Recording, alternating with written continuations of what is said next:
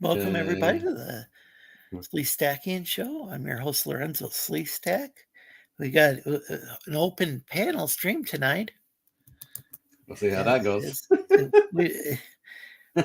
As usual, but I know I'm being pessimistic, but yeah, here I'm sorry I'm late once again.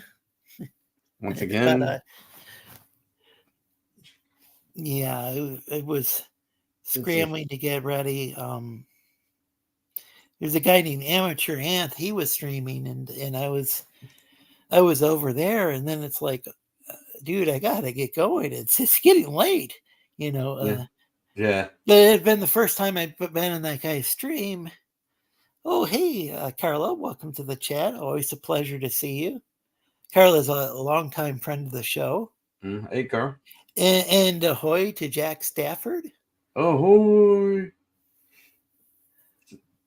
So apparently they're making a bunch of random news this year. I get this time. So apparently they're making a Game of Thrones spin-off called Aegon's Quest as a game or as another show, I guess. So if I heard something about that. And hello, Keely Chow. So yeah, I was reading about that. That was one of the Targon's bloody and brutal conquest of the Westeros. We need to go away.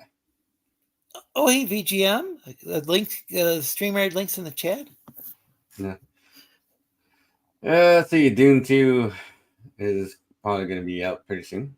So what are people saying about this Game of Thrones? Are they kind of skeptical, or is it looking good? Or at this point, I think everybody's skeptical. Because I'm skeptical about anything coming out these days. Well, what was it? It's the obvious. It's the obvious people who like, hey, you get Henry Cavill to be Aegon ASAP, or use another person for this and that. So it just sounds like people were kind of on the fence, but I mean, because the last season of Game of Thrones, for people who watched it, that's what pissed them off and like, oh. Yeah, I heard about that. I don't exactly know what the situation was, but because I remember Jezebel magazine getting all upset about it because there were some scenes that were like I probably shouldn't even say the word on there, but they were assaulting women in like a sexual manner, and I have no idea. But then like I heard there was like all sorts of violence, like people being thrown out of windows. Yeah, pretty much. Not I usually would add in Minecraft, but I'd say in Game. It was in Game of Thrones, not in real life. Well, I don't. But basically, a lot of the heroes that were heroes died pretty quick. And basically, so basically, the whole thing was really over the top. So yeah, that like basically, you were reading a novel about the villains, because all the heroes died just pretty quickly. And I think the only one that came back was the White Winter Wolf, or whatever they call him for that, and then he's the only one that came back. But essentially all the main heroes died. Jeez, hey Susanna. So and so that's what I understood. Welcome, and folks, the links should be in the chat still. Yeah. Also, they're also making a Knuckles series on Paramount Plus. Wait, like Sonic and Knuckles? Yes. Is it going to have Sonic or just Knuckles? From some of the preview I saw, it has Sonic in it, but it's probably more like a cameo. So that's an interesting choice. So I guess it's going to take place between Sonic 2 and Sonic 3. Because Sonic 3 is coming out December 24th, I believe. Christmas Day. 22nd, somewhere between the 22nd and the 24th, somewhere around there. I need to look it up again, but I think it's this year. And so the Knuckles series takes place in between that, and I think they said it's a 6-episode series. Oh, hey, Caleb, and hello again, Carla. So I guess it's just filling in where Knuckles is from the start of the third movie, I guess. Well, that's an interesting choice. They make all sorts of interesting choices where with these shows these days, where they'll often feature like a side character. I heard Franklin's getting his own movie from Franklin from Peanuts, and It sounds like he's getting his either his own movie or his own series. Uh, this could be interesting.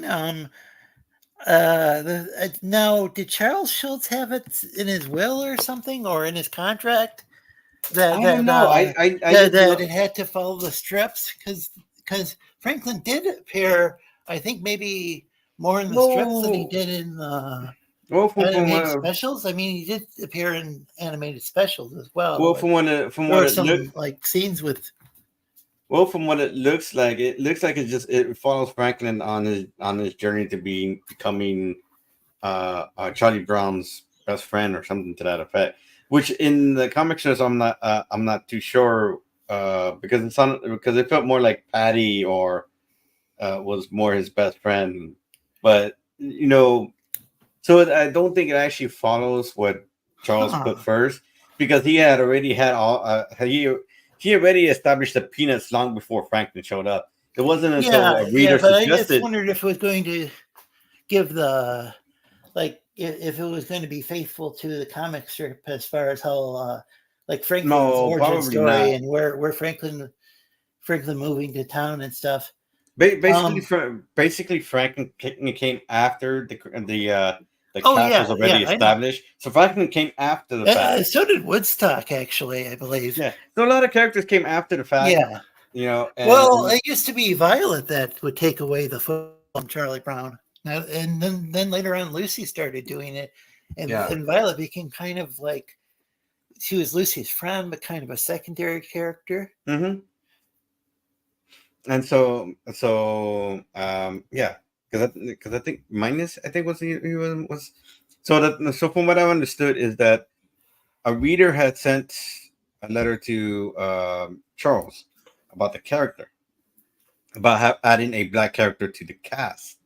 And so, and Charles was like, "Yeah, that sounds like a good idea. Let's put it in, Oh right? yeah, yeah. Yeah, that's the way he was going. He's like, yeah, That's so I wasn't familiar with that, but I know that like Charles Schultz wanted to have a black character, but then I heard that he got a lot of opposition, yeah. and I think It was mainly from from editorial. because of the time that I don't know if I don't know if it was like this uh, like during the civil rights movement or right around that Mm, time, probably wasn't it? so. And again, it was just a lot of editorial opposition and basically Charles threatened to quit. And that's when Oh, they relented really? and let it happen. Yeah, he's just like, hey, if you Well, don't then, put this so that character might in, I'm gonna explain. quit. I always thought he intended Franklin to be like a main character, and then but then No, ended up facing opposition. I wondered if that was why he wasn't maybe featured as prominently. Uh, no, it's I mean, because I know he was a character created later, but he was a character that was created later, but he wasn't. I don't think he was basically he was supposed to be a part of Charlie Brown's cast, but he wasn't. The only main character was Charlie Brown and Snoopy. well, Snoopy, I think Snoopy might have become like one of those kind of runaway hit type Yeah. situations where he. Let's see. So And I think I said hi to Susanna and Caleb. Of hello, course, hello. Carla. Always great to see you. And Keely Chow, great to see you as well. Yeah. Keely, an excellent moderator. hmm And And so, but yeah. So yeah.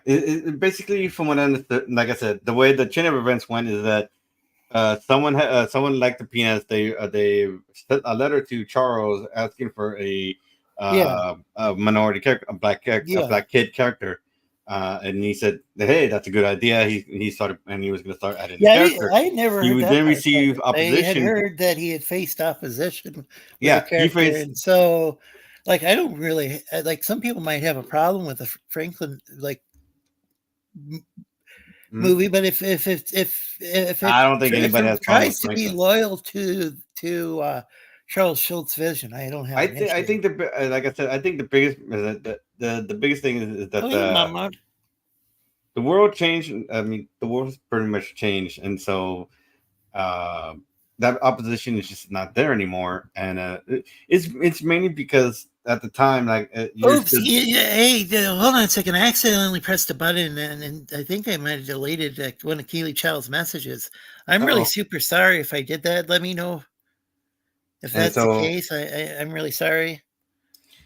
and Oh, but well, we had somebody, and then so, they. Keely Child said hello to Carla. Oh, I see. It was a typo. I see. Sorry about that, folks. False alarm. I went and touched something on my phone, and I thought I kind of messed You things up. really need to get a laptop again, sir. I'm on my laptop and my phone.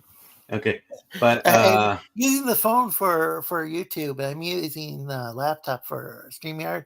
yeah. Please like and share the stream. Help get the word out. I haven't even put Well, it you out on just need Twitter something that with a we're bigger live. screen, or maybe a way to put like a second monitor. But no, but like I said, so Yeah, yeah. he reached up many his opposition was just people who were just being idiots at the time. But Well, there's some people who are maybe a little suspicious now because welcome, Mom.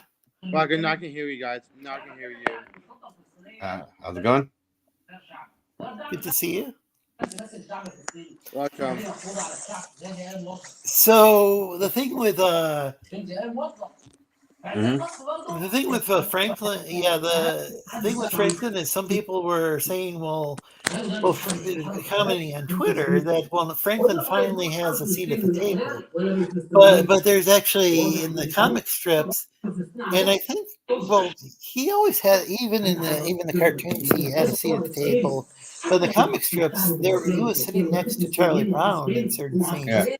It wasn't like yeah, he was always relegated to the end of the table yeah. like in that Charlie Brown. It does look pretty bad in that Charlie Brown special where he's just sitting Kind of at the there, you know. table, but that's Well, not what every single they actually do have Charlie that. Brown or Peanut special was like.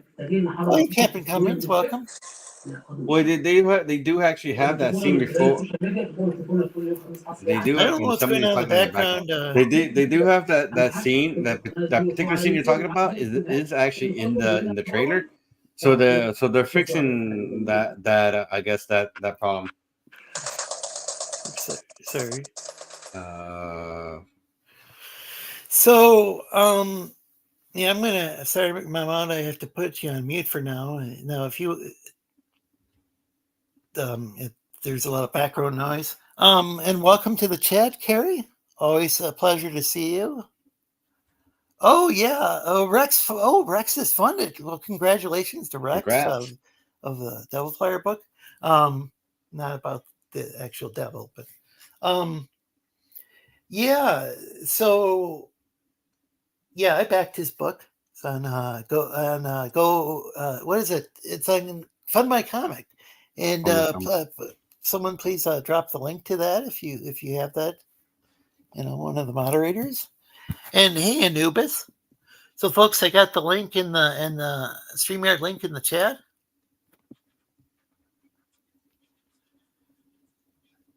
Hope everybody gravy. Well, I'm doing it fairly well today. I'm sorry I'm late streaming. Yeah, I think But, people but give this has me been happening lately. I just no pun last intended. minute. So yeah, there besides besides there was another series. Gosh, I wrote stuff down, but oh yeah, there's an upcoming Ghostbusters movie. Frozen Empire, I think it was called. Frozen Empire. It has a lot of most of the old cast returning, so I'm pretty sure this is more the definitive passing the torch. Uh, Well, it seems like they're being respectful in how they're doing it. It's not like it's not. So some of the things I heard from gosh, I don't want to go into Disney Star Wars again, but like some people were like really kind of rude about it. Like you're those characters. This is those characters are of the past or something like that, and it's like okay, we could there could have been a smoother transition, so to speak. To hey, Shep. But then again, there's entire channels that devote themselves to like hating on Star Wars. So you know, I just think that if you hand the torch to the next generation and I mean, if you do it right, yeah, then it could because there's a right way to do it and there's a wrong way to do it. It's like the thing was Transformers when they like I said they passed the baton from Optimus Prime to Rodimus Prime, and nobody liked Rodimus because of that.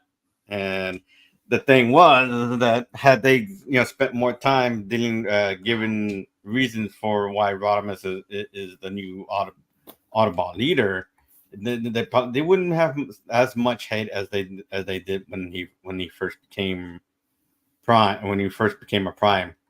oh, And and by the way, welcome, William.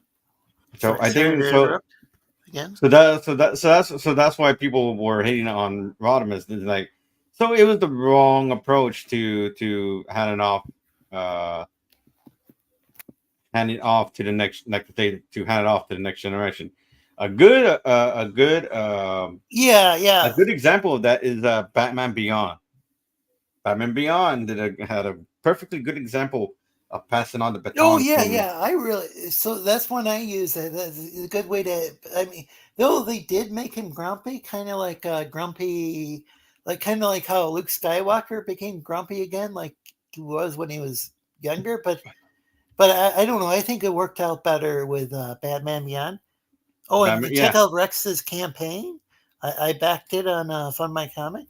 If you want, like, he's kind of real rooted in like old school. Like, he's got a collection like Golden Age, Silver Age. mm, You know, yeah. Like I said, I think what Bronze Age.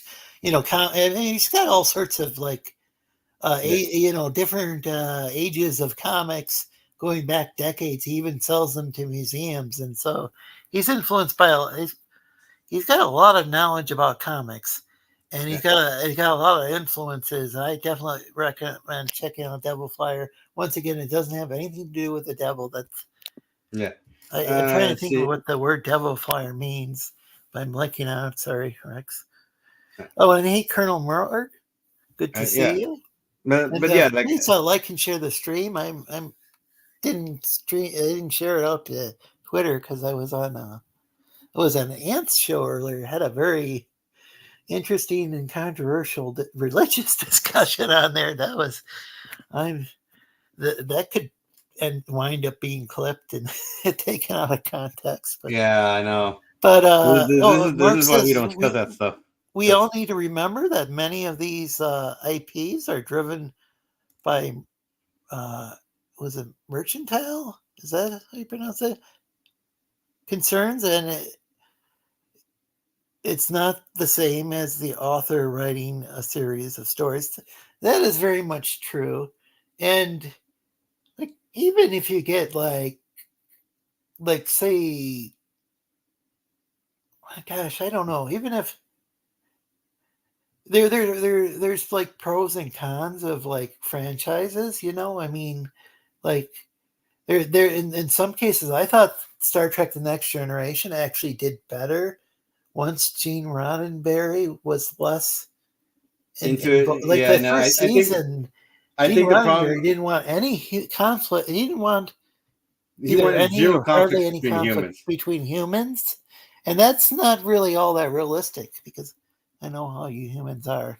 I'm just joking, humans, but there it just doesn't when we try to get rid of conflict between the human characters, and a lot of the bridge crew are human characters.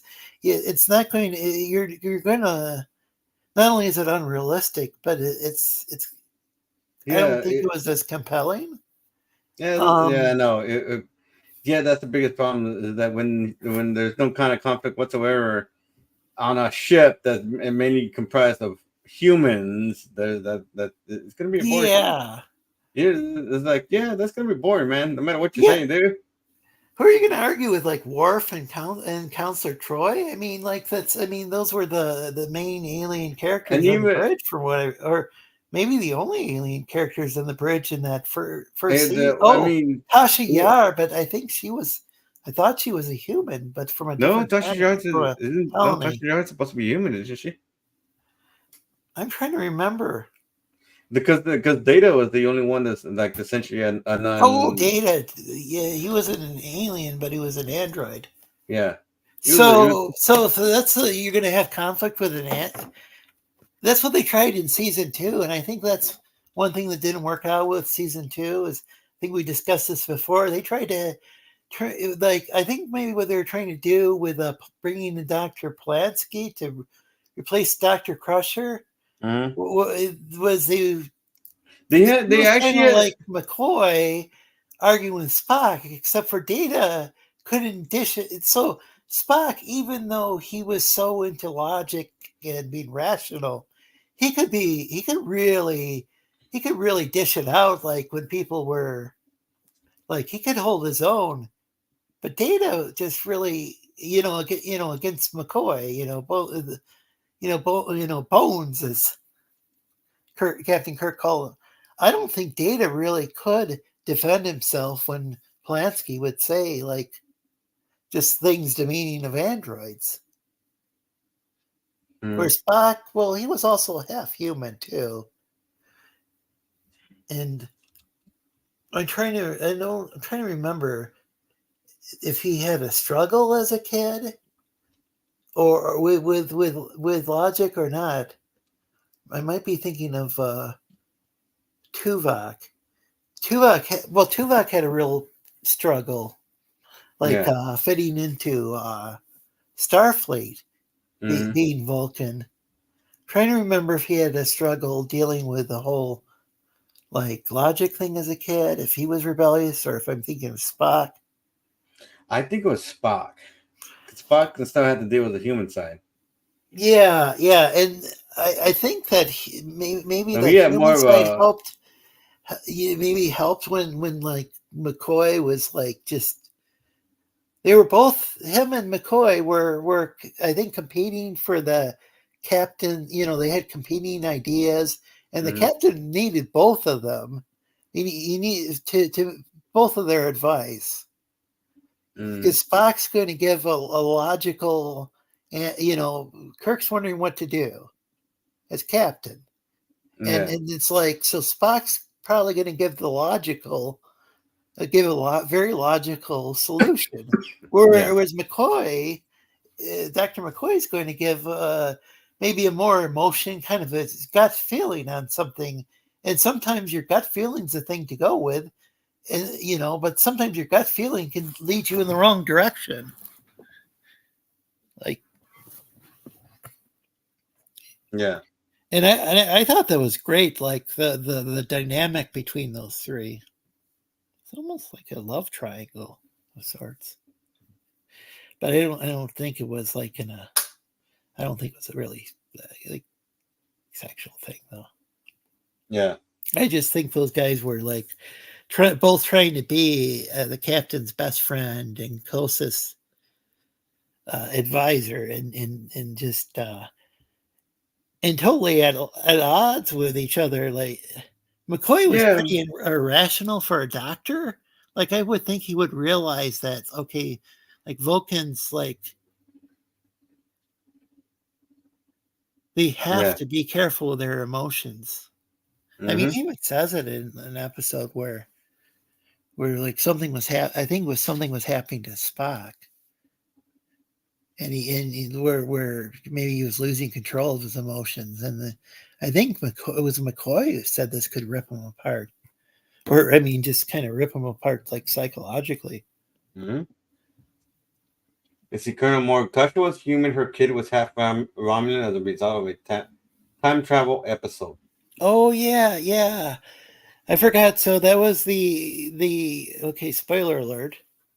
I believe that was at the Enterprise C showed up. I'm trying to remember.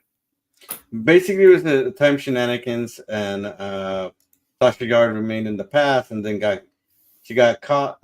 She got captured in the past by Romulan spies. They, I guess, one of the guards impregnated her or something. Yeah, but I'm seeing what led up to that was I think Tasha showed up in Tasha showed up in an episode where the timeline had been, or like the timeline had been, something was going on where they where Tasha ended up back on the ship after she had died, and Guinan I don't think was there when Tasha, like when Tasha had served on the ship.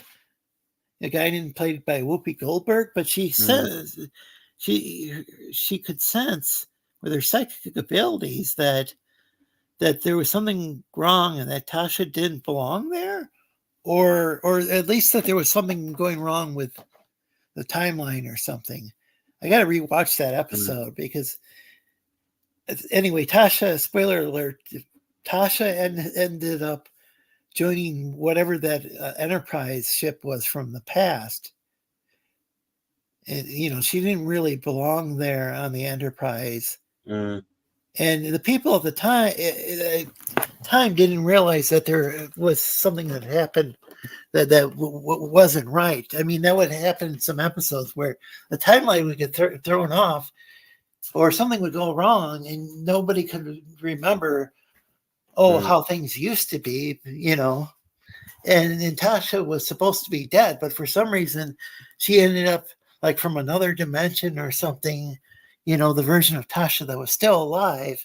Yeah. And so at the end of the episode, spoiler alerts, there was something going on with like a past version of the past Enterprise model with a different captain. Yeah. And she ends up on that ship, and the starship ends up getting captured by the Romulans. And that's a later episode where that gets revealed, where here's this woman looks identical to Tasha, except for her ears. She's got like Romulan Romulan features, ears, yeah. from what I recall. And it turns out it's her daughter. And Enterprise C, So basically, she died. Excelsior class vessel showed up through a time hole, which inadvertently caused a Klingon Federation war in Enterprise D's timeline. I mean, that's so cool that they did that, and that they were, I'm sorry. Oh, it was something like Enterprise C was ripped out of the past, which prevented the sea from helping join, from helping join, or shortly after the Kinamar massacre. Oh yeah, the Kinamar massacre. I believe more some politicians ended up blaming more Worf dad.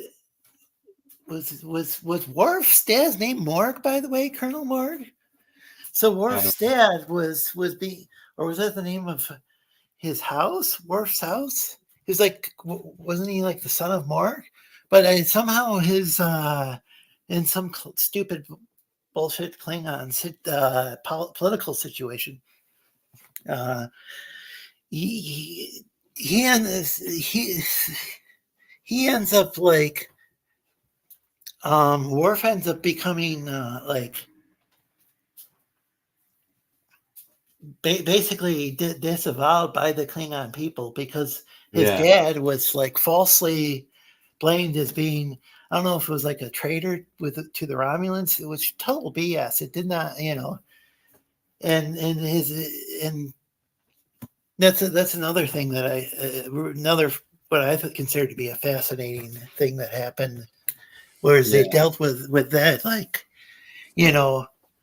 whether or not Worf should keep his honor, or sometimes one has to sacrifice one's honor, maybe for the better good of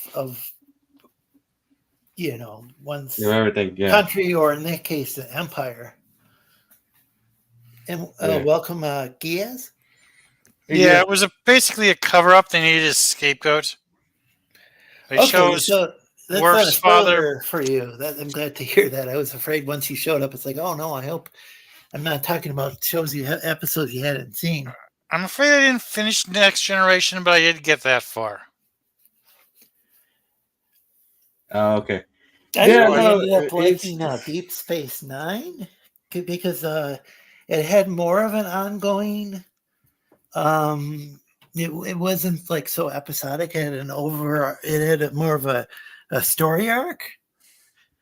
But I really like the space station commander, but I won't go into much more detail than that if you haven't seen it. I've only seen part of Next Generation and all of Lower Decks. Oh, and Prodigy. Oh, you like that? Do you say you liked all those? I was telling what I've seen. Oh, I see. Also, Star Trek the Animated Series. Oh, yeah. Did you like that? That was interesting. It also helped me understand Lower Decks better. Oh, really? Yeah, the animated series, because it was a cartoon, they could have a lot more different kinds of aliens than the live-action series does, because they didn't have to worry about the costume budget. So there was a bunch of species you never see in the main series. Yeah. And naturally, because Lower Decks is also a cartoon, they showed up again for that. I think the animated series is where we find out that was it James Tiberius. We find out that his middle name's Tiberius Kirk. James Tiberius Kirk. I thought that was something that was known a long time ago. I don't think they ever said that in the actual original series. I think it's actually in the animated and I think series, they just go James T. Kirk, that part. They never say what happened to. They don't really. I thought Tiberius that they mentioned the Tiberius name in Next Generation somewhere. In Next Generation. Yeah. When they were talking I think about that Kirk. came from the animated series. I think it had a lot of the same writers as the original, and that's where you actually first get to see Uhura captaining the ship, because they wouldn't allow that to happen in the network wouldn't allow that to happen in the original series, because it's a black woman who would be captaining it. So they brought in this lieutenant that I think they had shown him in an earlier episode, but like he wasn't like a main bridge guy, and he ended up like captaining the ship one time when it would have made more sense like to the viewers to have Uhura instead of this guy that was just like the side character. I mean, he did outrank her. No, maybe I don't know. Maybe I think if he was a lieutenant commander, he would have outranked her. If he was just a lieutenant, then he would have been the same rank. Well, it sounds like they're using the rank structure from Navy. Yeah, they had Yowman back then. I don't know if that's from the Navy. It was Lieutenant Commander and then Commander. They changed it in the Next Generation, where I think the ensigns did what the Yowman did, but I could be wrong. Well, like I said, it sounds like they took the military ranking structure from naval. Let's see, because Navy rank. Yeah, because it was supposed to be, that would make sense. It was supposed to be like it was a star ship, but they made it like an actual ship as far as what they were. I mean, I know we call spaceships, but it's because they really seem to take the whole seamanship thing seriously. Well, because when you go by the Navy officer ranks, you start as an enlist You go lieutenant, junior grade, lieutenant, lieutenant commander, commander, captain, rear admiral, lower half, rear admiral, upper half, vice admiral, admiral, and fleet admiral. So by the time, so I guess by the time, uh, by the time, by the time you make it to admiral, you have to be at least promoted 3 times before you're admiral. So Captain Picard had because Captain Picard was a captain, so he had to have been promoted at least 3 times before he became an admiral He in the would Federation. have had to be promoted to where? 3 times. He had to be promoted to rear admiral lower half, rear admiral upper half, and vice admiral, and then admiral. Yeah, I'm And not fleet sure. admiral I'm is not the sure top. exactly with Starfleet how that worked. You remember it's in the future and stuff. Yeah. So Well, that's how U.S. Naval. Let me see if they have one I'm not for sure if it Star was Trek. 100% like the U.S. Navy. Like or not with that part. Okay, Because Star Trek ranks in order. Okay, they do have a list. Let me hang on here.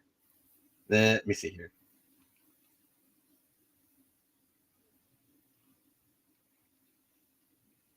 So basically, it starts off about the same way. So they do have a rear and a rear lower and upper half for admiral on Star Trek. on Star Trek, and that's the commissions officers.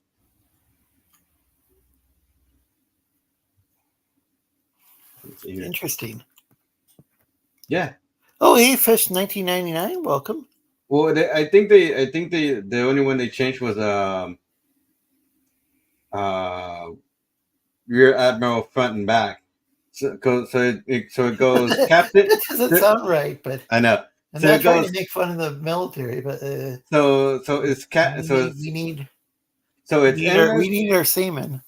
So it's endless. Oh man, that is it's kind of like in football. They got the tight end, and Yeah. it's like okay, It's might want to rethink that. But I guess it's I'd hate for these things to start getting too politically correct because no. that can get so silly too. Well, hang on, dude. So it's ensign, lieutenant, junior grade, lieutenant, lieutenant commander, commander, captain, commodore, rear admiral, vice admiral, admiral, and admiral of the fleet. That's the ranking order for Star Trek, unless it changed somewhere between the last time they made this and now. But they have different department colors too. So red is now command, yellow is operations, and blue is science.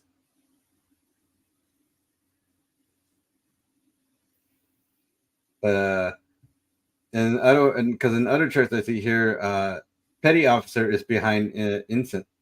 Ensign. It's like, so some of this is so. I just wish there was like more of an official site for all of this.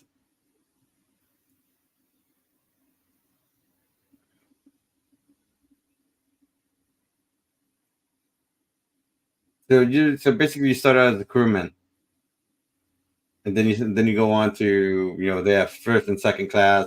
Then you have ensign, lieutenant, commander, captain, commodore, rear admiral, vice admiral, and then Okay. admiral, and then admiral of the fleet. Okay, I think Yeah, it's confusing. Yeah, no, military is confusing because we'll post a link to that in the chat, but I'm kind of zoning out there. I know. I see. I mean, yeah, you're zoning out. So I was like, yeah. But at least it's something. It sounds like this is basically what I said. It sounded like they took the Navy ranking. And that was the good observation, a keen observation. Mm-hmm. And because I think the only and Fish 1999 saying hi to people. Hello. Welcome once again. Yeah, because like my younger brother is a sergeant major. No, actually, I think he's a. I'm sorry, I didn't hear what you said. No, I'm trying to. Sergeant? I think I think he is a master sergeant In the Navy? in the Marine Corps. Oh, in the Marine Corps. Okay. Yeah, I think he's either a gunnery sergeant or a master sergeant, one of the two. I have to ask him because I think by the time he finishes his time, he should be at least a sergeant major. I have to ask him. It's been a while. It's like I swear one time it was like he was a corporal, and then when I spoke to him again, he was suddenly a staff sergeant. And I'm like, the hell? You jumped 2 ranks, bro.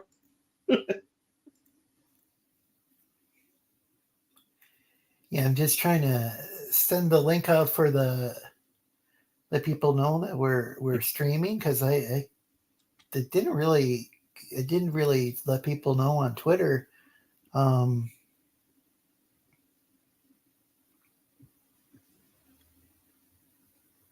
Yeah. But Oh, it's just depending on what you do is how far you get in your rank, I guess. so let's see. I'm looking at the wrong thing now, but I remember there was something else that I had thought of, and I'm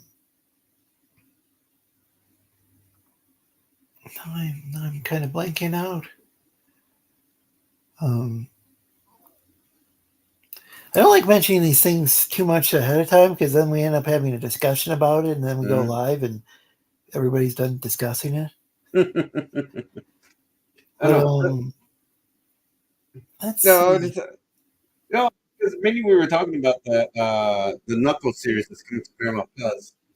Oh yeah, you were mentioning that, and we had mentioned the upcoming Ghostbusters movie, but and then we also talked about the Peanuts. The Peanuts movie with Franklin. Yeah. So that one sounds like it's going to be interesting. That one's going to be interesting too. Just can't remember what it was going to be on.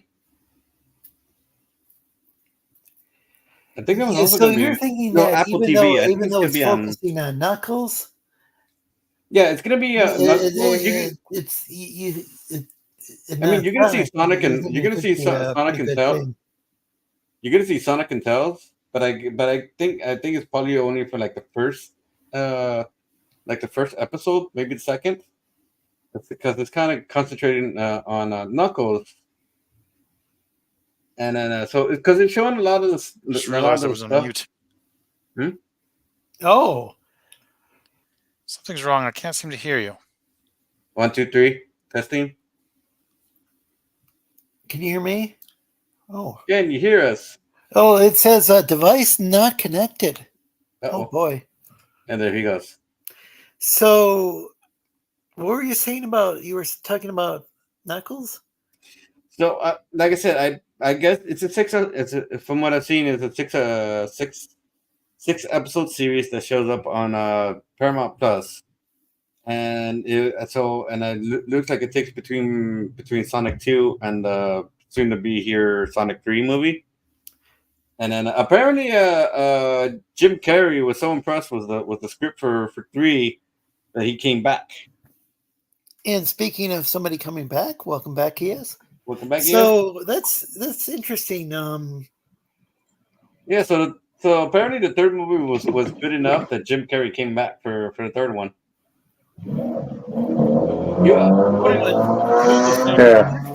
Still isn't working. Okay, I'm gonna go out for a bit till I can fix this.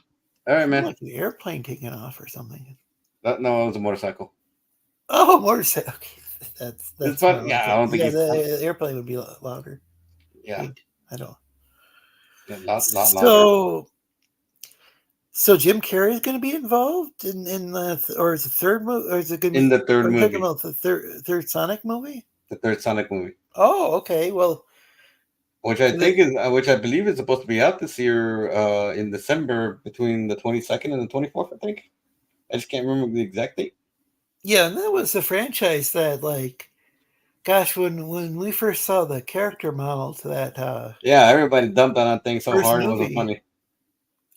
And the fact that they went back, they fixed it, and then it became like the biggest hit movie for Paramount. It was like yeah, it's like you guys learned the lesson, Didn't you now? yeah, it sounded like so. There were some people are saying it was a publicity stunt, but it sounded like people actually had to really like they had to like maybe even work overtime. Over what do they call it? Like I don't know Overtime. if there was a crunch or what there was, but they had to work That was really, definitely really overtime hard, anyway.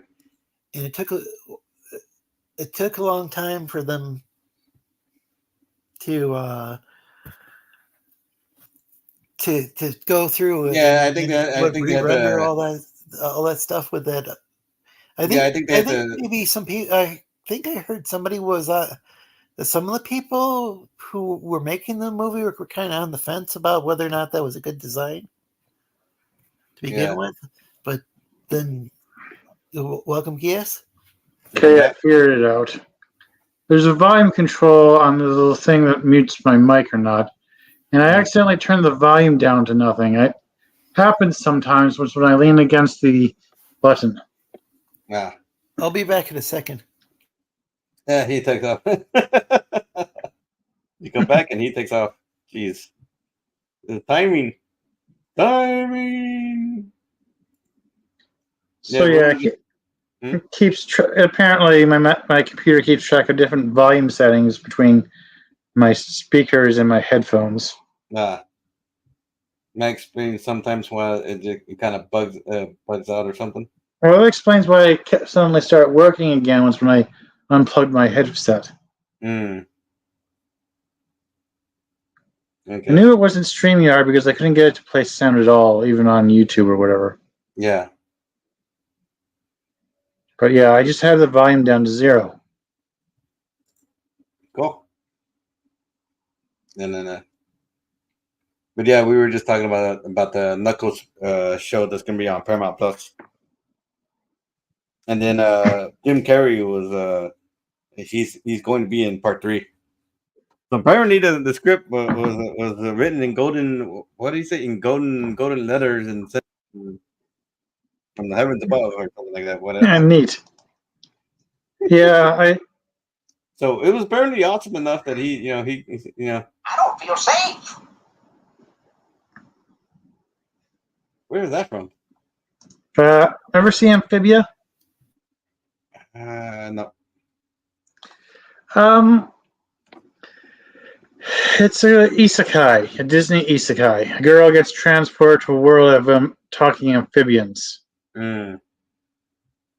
Anyway, Hop Pop was trying to teach Anne how to drive the family snail, Bessie, who is basically their horse, which comes with this lengthy instruction manual that she had to read. And then she came into his bedroom at night to return the book after having read it, and he said, "Oh, good, Anne. Now all you need is some experience." And then Anne said, "Oh, I've got experience." As she backs out the door and closes. Then the camera goes back to Hop. Then the camera goes back to Hop. Yeah, then the camera goes back to Hop Pop in his bed saying, "I don't feel safe." Yeah. Okay. Oh no. It's like I probably won't have Disney Plus for long. I had to change services again because man, Verizon just got expensive. So I'm gonna be losing Disney Plus pretty soon. So Yeah. Well, if you're going to lose it soon, maybe you should binge watch Amphibia. It's fun. yeah. Welcome, Kevin Cummings. And Fish just commented on one of my videos. Hello. Thank you for the Hello. Hello. Thanks for joining us. I know you were just you were hosting a stream not long before it went live, I think. Yeah, I was eating ice cream. Is it Mashal? Yeah, it's Mashal. Yeah, we can barely has hear you, anybody Dave. else read Mashal? Or I think it's Right. an anime too. I was reading it, but then I fell behind, and unfortunately, because Viz changed how their payment system works, I now am stuck with the free version, so I can only read the last 3 chapters. So I've fallen behind, and I can't get back up. Well, the beginning's the only I think the first 30 it just there was really funny stuff in the beginning, and then it just grew and grew and grew, and it just became kind of boring, but I just kept reading it, and then it finished. Is it over now? Yeah, it's over now. They did do a so I think it finished last year, but they did put out a 1-issue anniversary finished issue.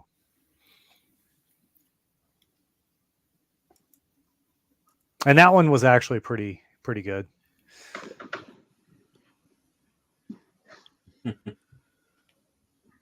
It's like Harry Potter, but the superhero It's like Harry Potter, but the main character is One Punch Man. Yeah, he works out. But he doesn't know magic. Yes, he's the strongest man in the world, but he can't do magic. Can't do the simplest of spells. And welcome, Gap After Dark. Mm-hmm. Gap saying hello. Hey, Lorenzo. Hey, panel. Hey. At all. And Fish 1999 says, "I like Jim Carrey. Can't wait to see the new Sonic movie." I think it's coming out in December. So apparently, hey, Liam, welcome. Hey, Tim. Liam, sorry, Tim. Always a pleasure to see you. Hello. Yeah, no, I just noticed that I got a link from you, so I thought I'd pop in and say hi. I don't know if I missed the show or anything, but it's great. Thanks. It's great to see you. It's been a while. Yeah. Yeah, I've been pretty busy. Today I've had a bit of time off, which is nice, but yeah, it's I've been flat out the last couple of weeks. How you guys been? How's everyone? What's been going on? Flat out means busy, right? Yeah. Yeah, I've been. It's like you're lying on the ground from an Australian thing, I guess. I've heard Kiwis use the term too. Apparently it's used in Australia and New Zealand both. I was trying to remember. I'm actually getting caught up with commission work and stuff I was working on.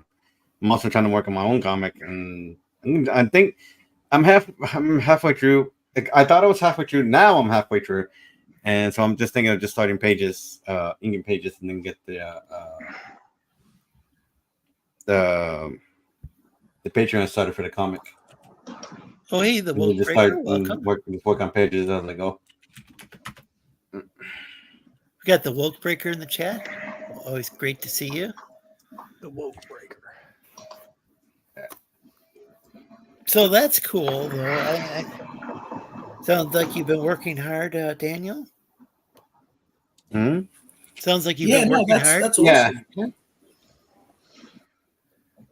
And then right now, the thing is I think while I'm working on this, I'm also putting my head on branding, and because Lorenzo was asking me a good question about having a short summary for my story, so that I can have everybody, so I can tell everybody what it is without having to go into this long-winded conversation. And so I think that's something. You know what kind a of like an log line elevator is? pitch, an elevator pitch. Stole that from ABS. Yeah, hold on. I don't know. Hold on a minute, Lorenzo. Do you know what a log line is, man? No. Have you heard of that before? No, I haven't heard of that. So look up log line. Do a little bit of research into that one. It's not a super complicated concept, but you'll find that that'll help a lot. Start with that, then go to the elevator pitch stuff. It'll help a lot. And the elevator pitch, you want it to be, generally under 20 seconds. Some people say 30 to 60, but the more concise the makes and close out with a book, But Yeah, I'll be interested to see what you do, man, because I've been watching your art, and I think that it's cool. Thank you. See what you can do. Yeah, do you have any example of your artwork? We haven't seen any artwork on the screen. Not anything new. Basically, the last page I worked on before I think we went off, and that's because I was just going over pages again and just make sure the proportions were correct again. So do you have an example? Just hang on. well, there's some stuff going on in the background somewhere. How you doing, Caleb? Good to see you, Caleb. Yeah, so I have to work on that. So I have to work on that pitch, and things like branding, because right now I have it as high tier comics, but I was like, does that sound like that it'll catch people's attention? Do I need to be something like Marvel, or like other companies like Marvel, or it's just Marvel, or DC Comics, or Boom Comics, Well, you had like Garage Comics. Yeah. What confused me is so you've got like that, and you got the Tech Corner. Okay, can understand Tech Corner's got some not safe for work stuff, but then you have Vega Illustrations as well. And I'm like, I'm having a hard time remembering what to call you. Well, I would say that's a big that is a big mistake. I would say because you want one of the branding is important. I don't want to be that guy, but branding is important. And that's why I'm. The fact that Lorenzo, someone who knows you, is like, oh, I don't know the name of your company. You got like these 3 different names, dude. Just throw Vega on your fucking forefront. You said your Vega illustration, VEGA, boom, Vega Comics. I don't think anyone else has got it. It's punchy. It works. And the reason these big companies go for just single word names and stuff, like short little names, is because of the covers, right? So if you've got like a really long name, like mine's arguably too long, Conquest Comics, but I just call it Conquest to keep it short. Yeah. But you want something generally short so that like someone that is standing 10 feet away can immediately, and looking at your cover, and you can do this for yourself, like just thumbtack a book to a wall, or print off to a wall and take a 10 to 15 foot step back and have a look. You want to be able to read the title of your book clearly, distinctly, and you want to be able to see the company logo. Like that's important for advertising on the shelves. Like right now we're in the Indies. It's not as big a deal because we're sort of the way we're marketing, but think ahead. There's a reason they do this stuff, So I hope that's Liam, can I ask you a question? Oh, hey, Comics Mate. Sure. Welcome to the chat. Would it be acceptable? What if I go the opposite direction and I just name my company Supercalifragilisticexpialidocious? Okay, that could be cool. Like maybe you could put it like on a banner at the top of a page, so it's like just sprawls right across the top. Like a bit of word up. I'll be back in 5 minutes, guys. I'm going to swap computers. I won't be a minute. Well, once again, I'd like to say hi to Comics Mate. You've got a wrench now. Yeah, like I said, that's what I while I was working on this, that's what started coming into my mind, is like I need to make all this brand, because like you said, you're having trouble trying to figure out what to call the company, call my company. Is someone typing in the background? Sounds like Philip is killing something. I was typing, but I also have my mic on mute, so it can't be me. Huh. It's not me. Captain, are you typing? Me? No, I'm not typing. Huh, what are you? Somebody's doing something. Is it Master Gas? Yes, I don't think you're on mute, dude. Okay, my mic's on mute, but it seems it's got to be something screwy with my settings, because it's got to be using my I had my mic on mute with my headset, and apparently it's not using my headset mic. Yeah, it's. That's your weird. voice sounds kind of distorted, but not muted. So, not muted. But yeah. Okay, I don't know why, but sometimes StreamYard just had my I don't know why, but sometimes StreamYard just disables my headset mic for some reason. It switches to my laptop mic, which I don't want it using under any circumstances. Hmm.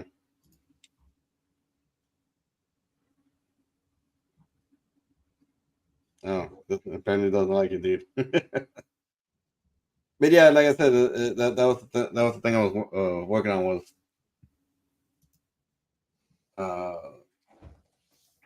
was some kind of branding and make sure that it sounded when people hear it, they know what Yeah, it is. yeah. I just want to know what you go by. But what about the comic? Because I think that might be a little more interesting for the listeners. Oh yeah, Muse Detective Agency. I gotta work on that elevator pitch. Let's see. Oh, I can't read what comics made wrote because Supercalifragilistic.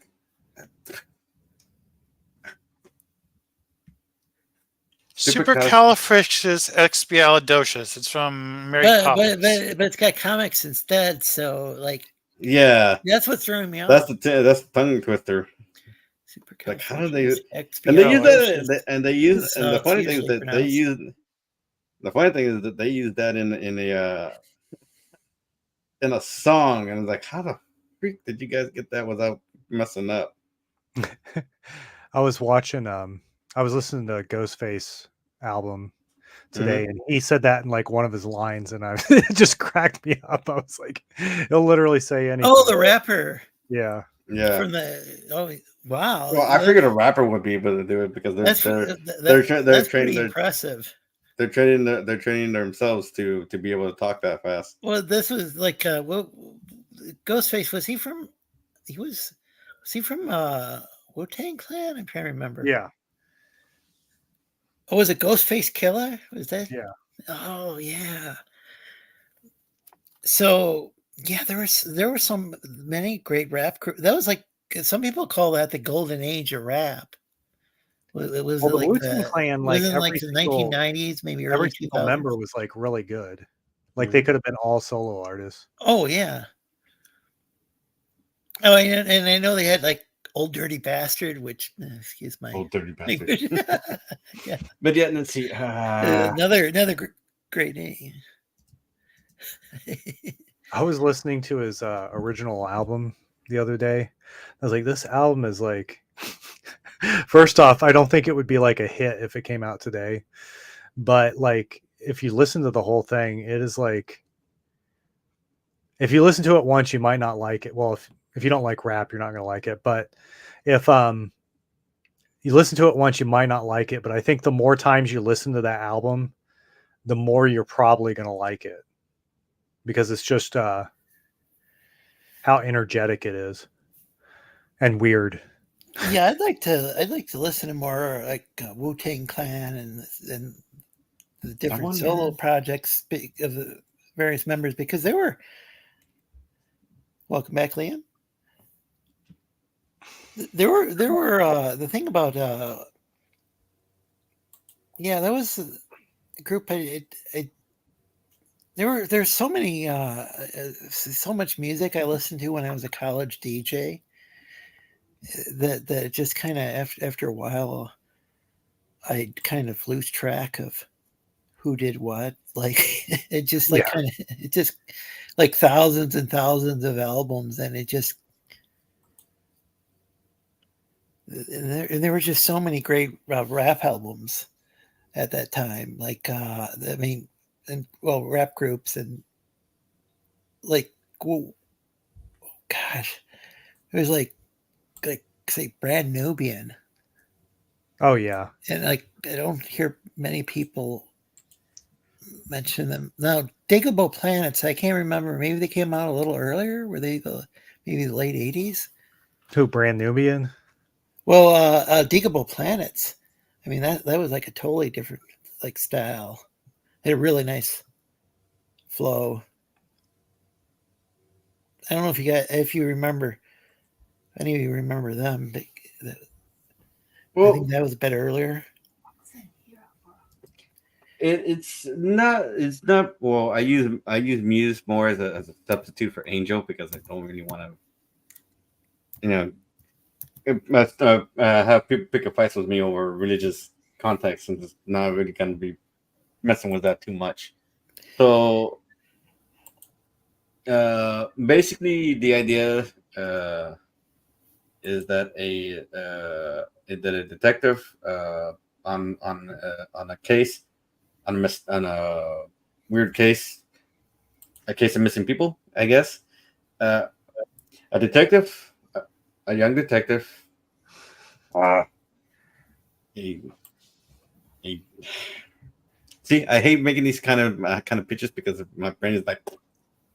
And so, as a genius detective, a young genius detective is looking for, while on a case of missing peoples, on a missing people's case, inadvertently finds and awakens a muse that has been waiting for the detective for 150 years, and they go on adventures from there.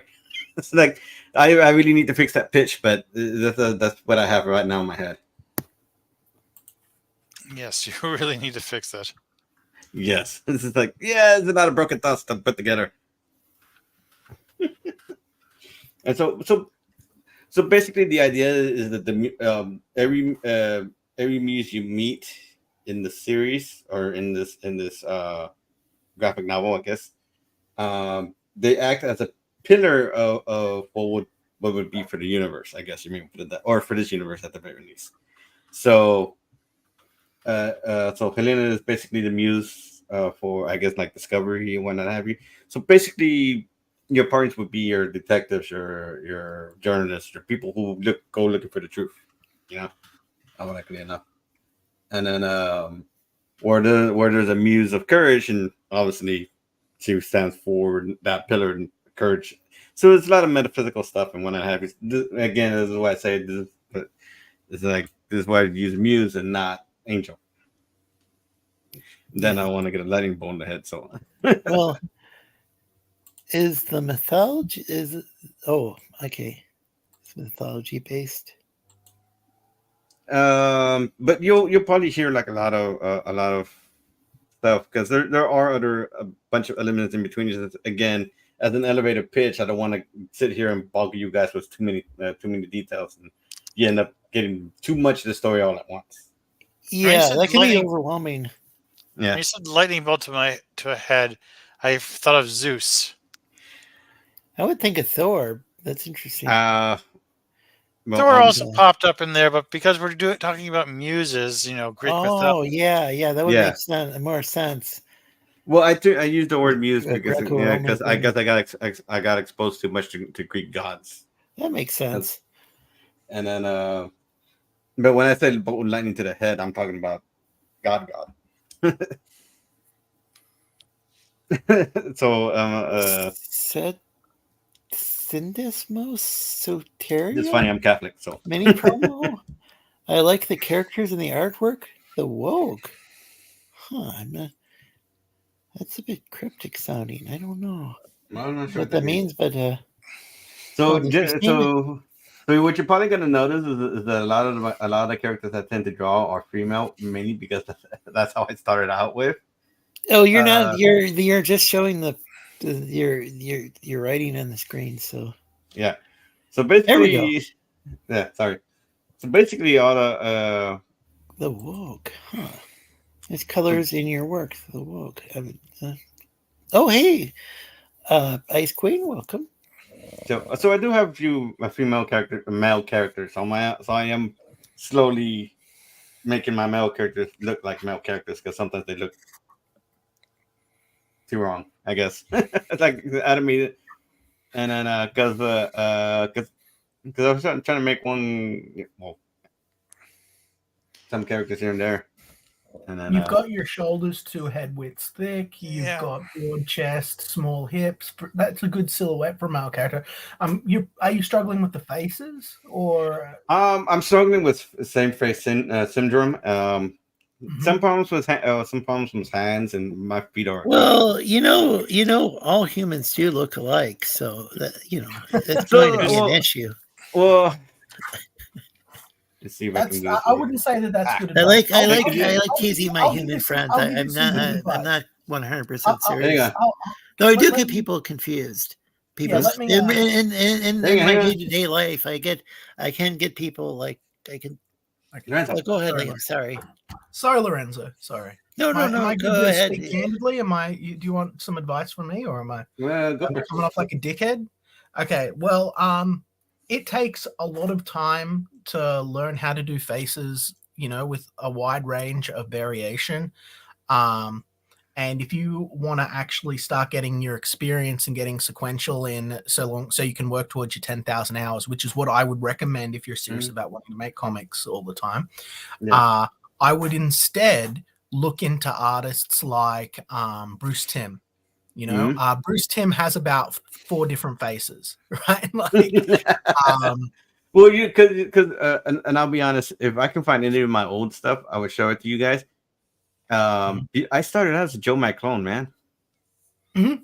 Okay. I was doing Joe Mad stuff for quite a long time. I'm right now, and I'm looking at my work now, and like, yeah, I'm leaning right back into that again, in some spots. And there's nothing wrong with that. People try and shame you. It's like, yeah, it's really good to sort of find your own identity as an artist, but very, very few artists, even Jack Kirby himself, wasn't Jack Kirby in the beginning. Everyone has to find themselves in time. Yeah, because that left arm is wrong. That left arm is too. Yeah, I know. But yeah, no, but exactly. And the other thing that would improve it a bit as well is see the 2 curves that you've got in on the ribs, how they're sort of like U's.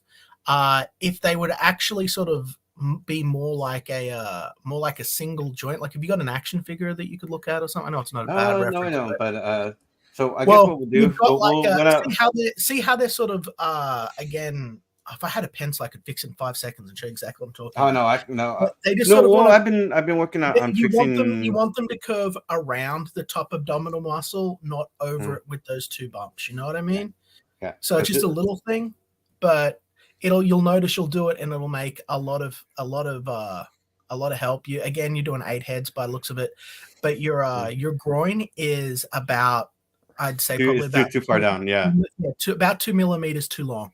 So if you just chopped that, bring it up, you can do it. You don't let anyone discourage. And if I'm coming off like critical, it's just because I want to see you succeed. I'm not. No, it's fine, man.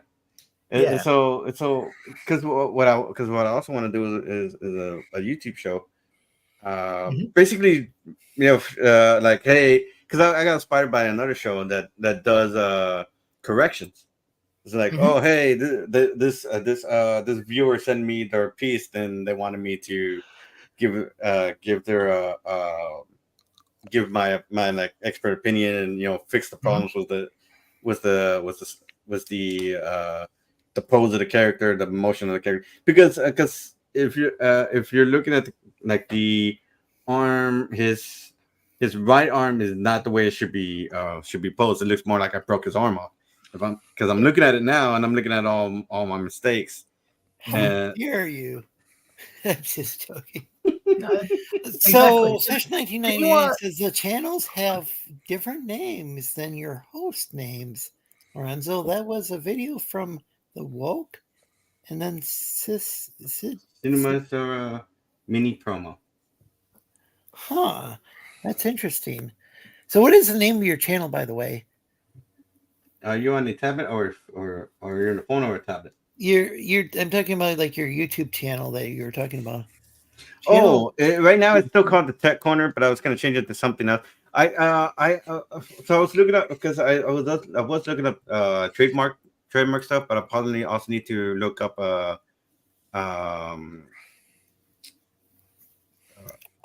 somebody's name is the Woke Breaker. I'm sorry. Yeah. So that's their name. So because I'm looking up a couple of names, so I was looking up at Starlight Comics, Star Beacon Comics, Muse Comics, and I guess regular comics.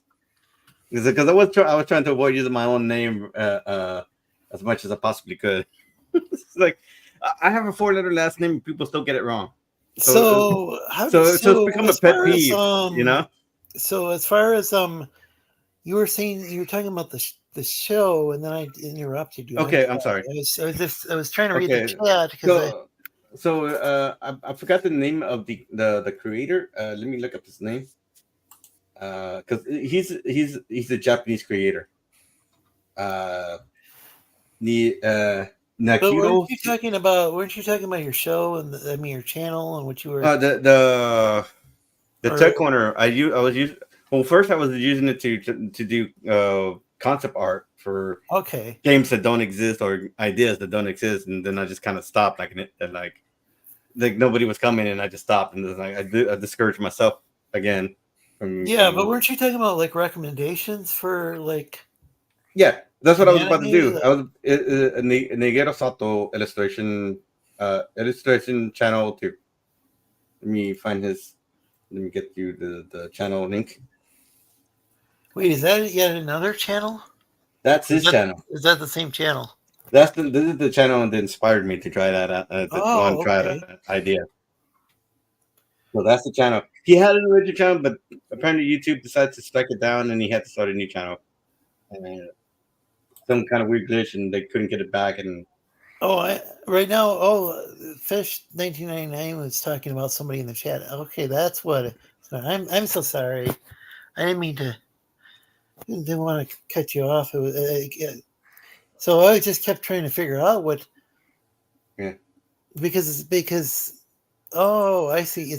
I think it's the Woke Breaker is the name of the but for some reason it was.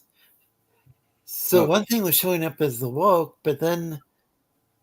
Okay, Again, it sounds like when Fish would click on the channel, it would say something else. So for those wondering, I am using a pen tablet. It is I'm now using an XP pen tablet. It's slightly bigger than my Wacom tablet, and it was cheaper. But it works more or less the same. And it's just that the other one was starting to show the end of its life cycle, and it was just bugging out. And then so I guess looking at the channel, I was kind of like wondering maybe I should do something like that too, and see about It's like this person I have highlighted, right? This is the channel that you Mm-hmm. they gave you the inspiration. Yeah, they gave me the inspiration I'll go for the over idea. and give them a follow.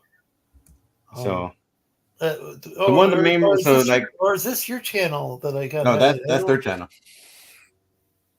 That's their channel. That's their You channel. also posted your channel in the chat, right? Hang on, let me get my channel. Because I thought I did actually. Maybe I right clicked on it or something. I did because I'm trying to host the show and on my laptop and look at this on my and that's my channel. On my phone simultaneously. That's my channel right there. Unfortunately, since I don't have a lot of subscribers, I only have 7 subscribers on it. They're not letting me put in a personal name for it. There are 2 links on here, but here we go. Here's High Tier Comics. Check it out, folks. I think it's a great channel. Could use some more stuff on there. So yeah, I'm gonna put more stuff on there because I was doing a lot of my own stuff, and then I was doing Constant Corner stuff, and and that was like kind of like taking like ideas and like, well, what if like this particular franchise basically for like a video game or basically what I was doing, I was making a Justice League game in the style of Marvel's Avengers minus the microtransaction bit. And you didn't want it like so characters were so overpowered that like I basically what I did is I instead of using Superman, I used Superboy. So Clark is 17 in this universe, and that way I could set his powers to something that's more that would still make him the most powerful character, but he would still be he would not be so overpowered that he would end threats in the 1, 2, 3, 4, 5.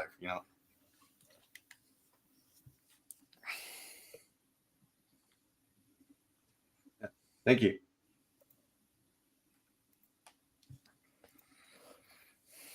and then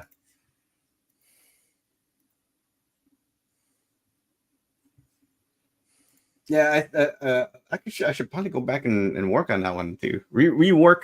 Like I said, the idea would be to take everything I've done beforehand and then rework it.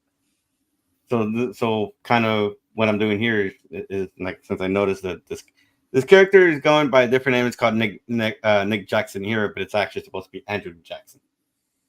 Because like I thought it would be funny. I don't know how many people are gonna get mad or cheer or whatever, you know. So one of the things I've learned is to start building more that like the bean. Wait, did you say Andrew Jackson? Andrew Jackson. Oh man, he's the guy that he was the president that wasn't there like talk of having him replaced by Harriet Tubman or something on the on the $20 bill or something like that. And then so what I started learning to do is essentially use like the sack, or some people call it the sack or the bean. So you can use the bean or the sack. It's my So understanding. the thing with Andrew Jackson, I think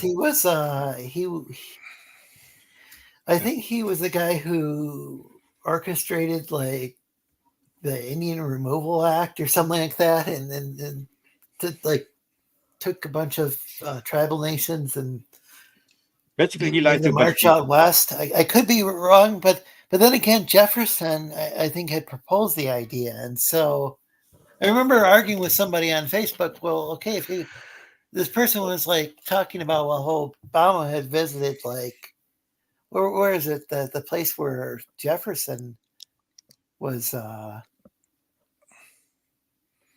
had his big plantation, you know, with all those slaves that would work there. And I'm like, okay, so thank you. Here you want Andrew Jackson removed from whatever was $100 bill or whatever. 20. Was it 20? He's on the 20.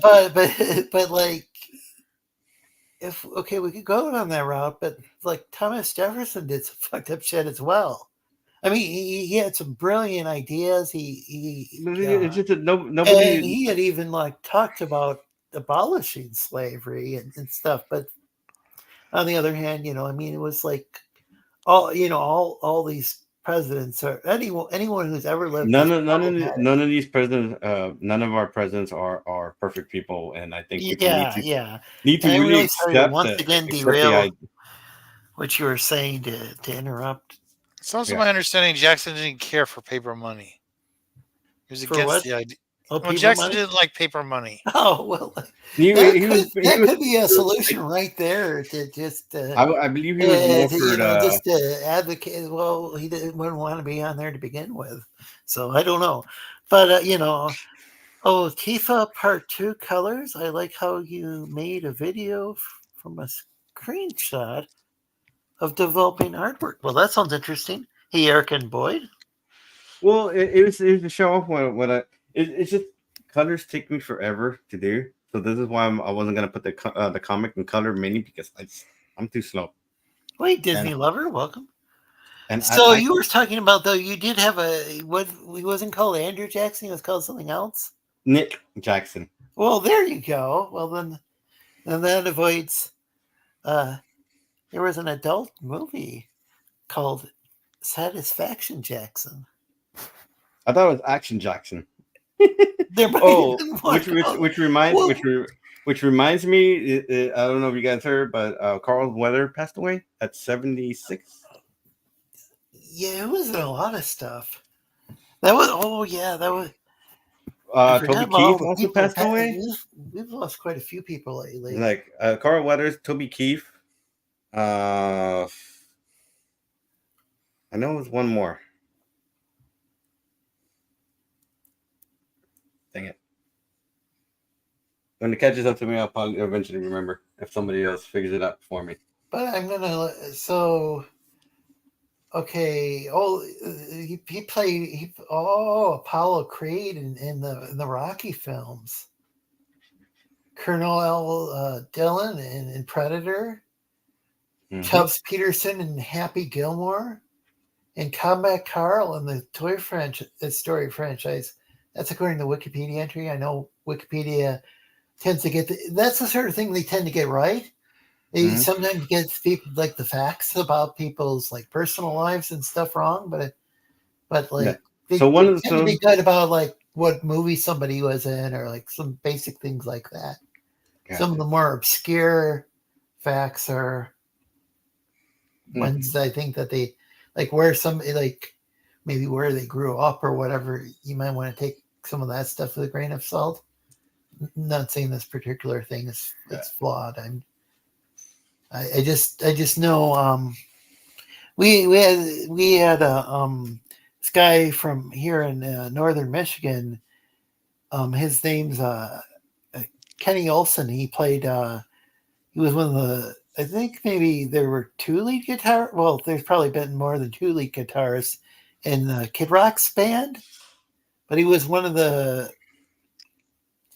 He was one of the lead guitarists, and he was even like featured in the Simpsons episode with where Kid Rock is in there. But my brother went to high school with Kenny Olson. And when Kenny Olson had a Wikipedia page, I'm not sure if he has one now, my brother thought there was some stuff on there that was messed up. So, and like where like, where Kenny was born and all this stuff, I don't know for sure, My brother went to high school with the guy, so I don't know if he was born here in Traverse City or if he was like born, wherever they said in the article. Apex Comics. Yeah, that is sad news. Yeah. But I'm sorry, I keep interrupting. So basically what like I said, so the idea I think I wanted to do for my channel was to start. I first start off fixing my own crud, and then viewers, upcoming artists, or inspiring artists to be want to learn at least some, because I know the basics, so I know enough to teach people the basics, and then and stuff I've learned over the years. Well, that's cool. That's what I was thinking. So. But my only thing is that like I'm still kind of there in some areas. So like things like colors would probably come later because I'm still not. So the thing I've noticed, Daniel, I'll just call you Daniel. Yeah, just Daniel. I keep telling you because I know a lot of people call you Tech, but now you're comment. Okay, so the thing is. Daniel Vega. You talk here. You talk about a lot of ideas for projects. Well, I guess the thing, the important thing is what you're doing. Well, and then maybe when you're like absolutely certain or ready to launch something, that might be the right time to. I don't know what I guess what I'm trying to do is I'm trying to not just hype people up, but to hype myself up, because if I don't, yeah, I don't know, Liam. How do you actually have a lot of projects? I have my mouthful of food. I can't answer. I'm eating. I'm sorry. I'm eating. Just give me okay. Sorry. Yeah. So Liam's got a lot of projects too. So. Yeah. Hang on. I'll be right back. You're not like the only one. So. Yeah. Hang on. Hang on to that. I'll be right back. And thanks for smash the like button, subscribe, and share, and ring the bell for notifications. That's my notifications are really messed up on Twitter. There's some of them like for some of these like big giant corporate channels or whatever, or channels that where I don't really interact in the chat. Maybe I can like change the notifications on some of those channels so that like because a lot of the folks in the chat, I'm not necessarily going to see the notification when you guys go live. And that's not cool, because I'd like to see what you guys are up to. Okay, time for some King of Queens. Nice meeting you all. Keep up the good work, High Tier, and everyone. Do you have a wrench, the Woke Breaker? Hey, Shadowhawk. Welcome. Looks like Wolfbreaker does have a wrench, unless you just gave it to him. Oh, yeah, I can't wait to get Dino King. Interesting. Yeah, Dino King. It's printed. We're just waiting for it to show up in the mail. You know, like it's just got to get here. You know, it's Yeah, I believe I backed that. Okay, awesome. I'm back. Thank Sorry. you. No, back a lot of projects. Hey, Lorenzo, am I here? Yeah, welcome, Shadowhawk. Oh, hail. Great to see Thank you. you, Fish. Because like this character, I'm not redesigning. I've had a really bad cold, man. My voice is for shit. I'm so sorry. That's okay. So you're an artist in your own right, aren't you? And I draw, I paint, I sculpt, I play 6 instruments. Wow. So I guess I'm an artist of some sort. You showed off some artwork on here, I think, before you even showed Rex the artwork. Oh, dude, the shit I showed up on here. Dude, that was my high school stuff I was showing you guys. I'm back on that. Yeah. Oh, Lamb's Manger style? Yeah. Well, that's just how people. But that's just how Commonwealth. No, but where have you been, Lorenzo? I haven't seen you in the chat in like almost a week. I like both America and Japanese. Hold on a second. Grew up on animation, not so much comics, but he's saying manga because that's just how people pronounce it. That's how people. That's oh no, you want a winner? You want a winner, Caleb? Back when it was called Jap Animation. Okay, so oh yeah, I remember that. Japanimation. Japanimation. Remember that? Way back in the era of Jap Animation. Dude, that's when I first got introduced to manga. It was Japanimation. You're in Australia, right? You're in Australia. No one knew how to pronounce it, so you had tons of people. They weren't calling it manga. They were calling it manga. Manga. That's what they used to call it. Unironically, it was on like when they talk about it in the media and stuff, like in news reports, they would say the manga. Go look up early Australian interviews regarding. This was for anime. Terrible. Yeah. I've heard manga actually can cover a wide variety of things. I don't know how they got an O out of it. I don't know how they got an O in there. No, I do remember that. I see. Yeah, it wasn't manga; it was manga. Manga. But I don't think that. Do they even have that A sound in Japanese? Manga. Isn't that word? No, man, let us run some kind of language expert.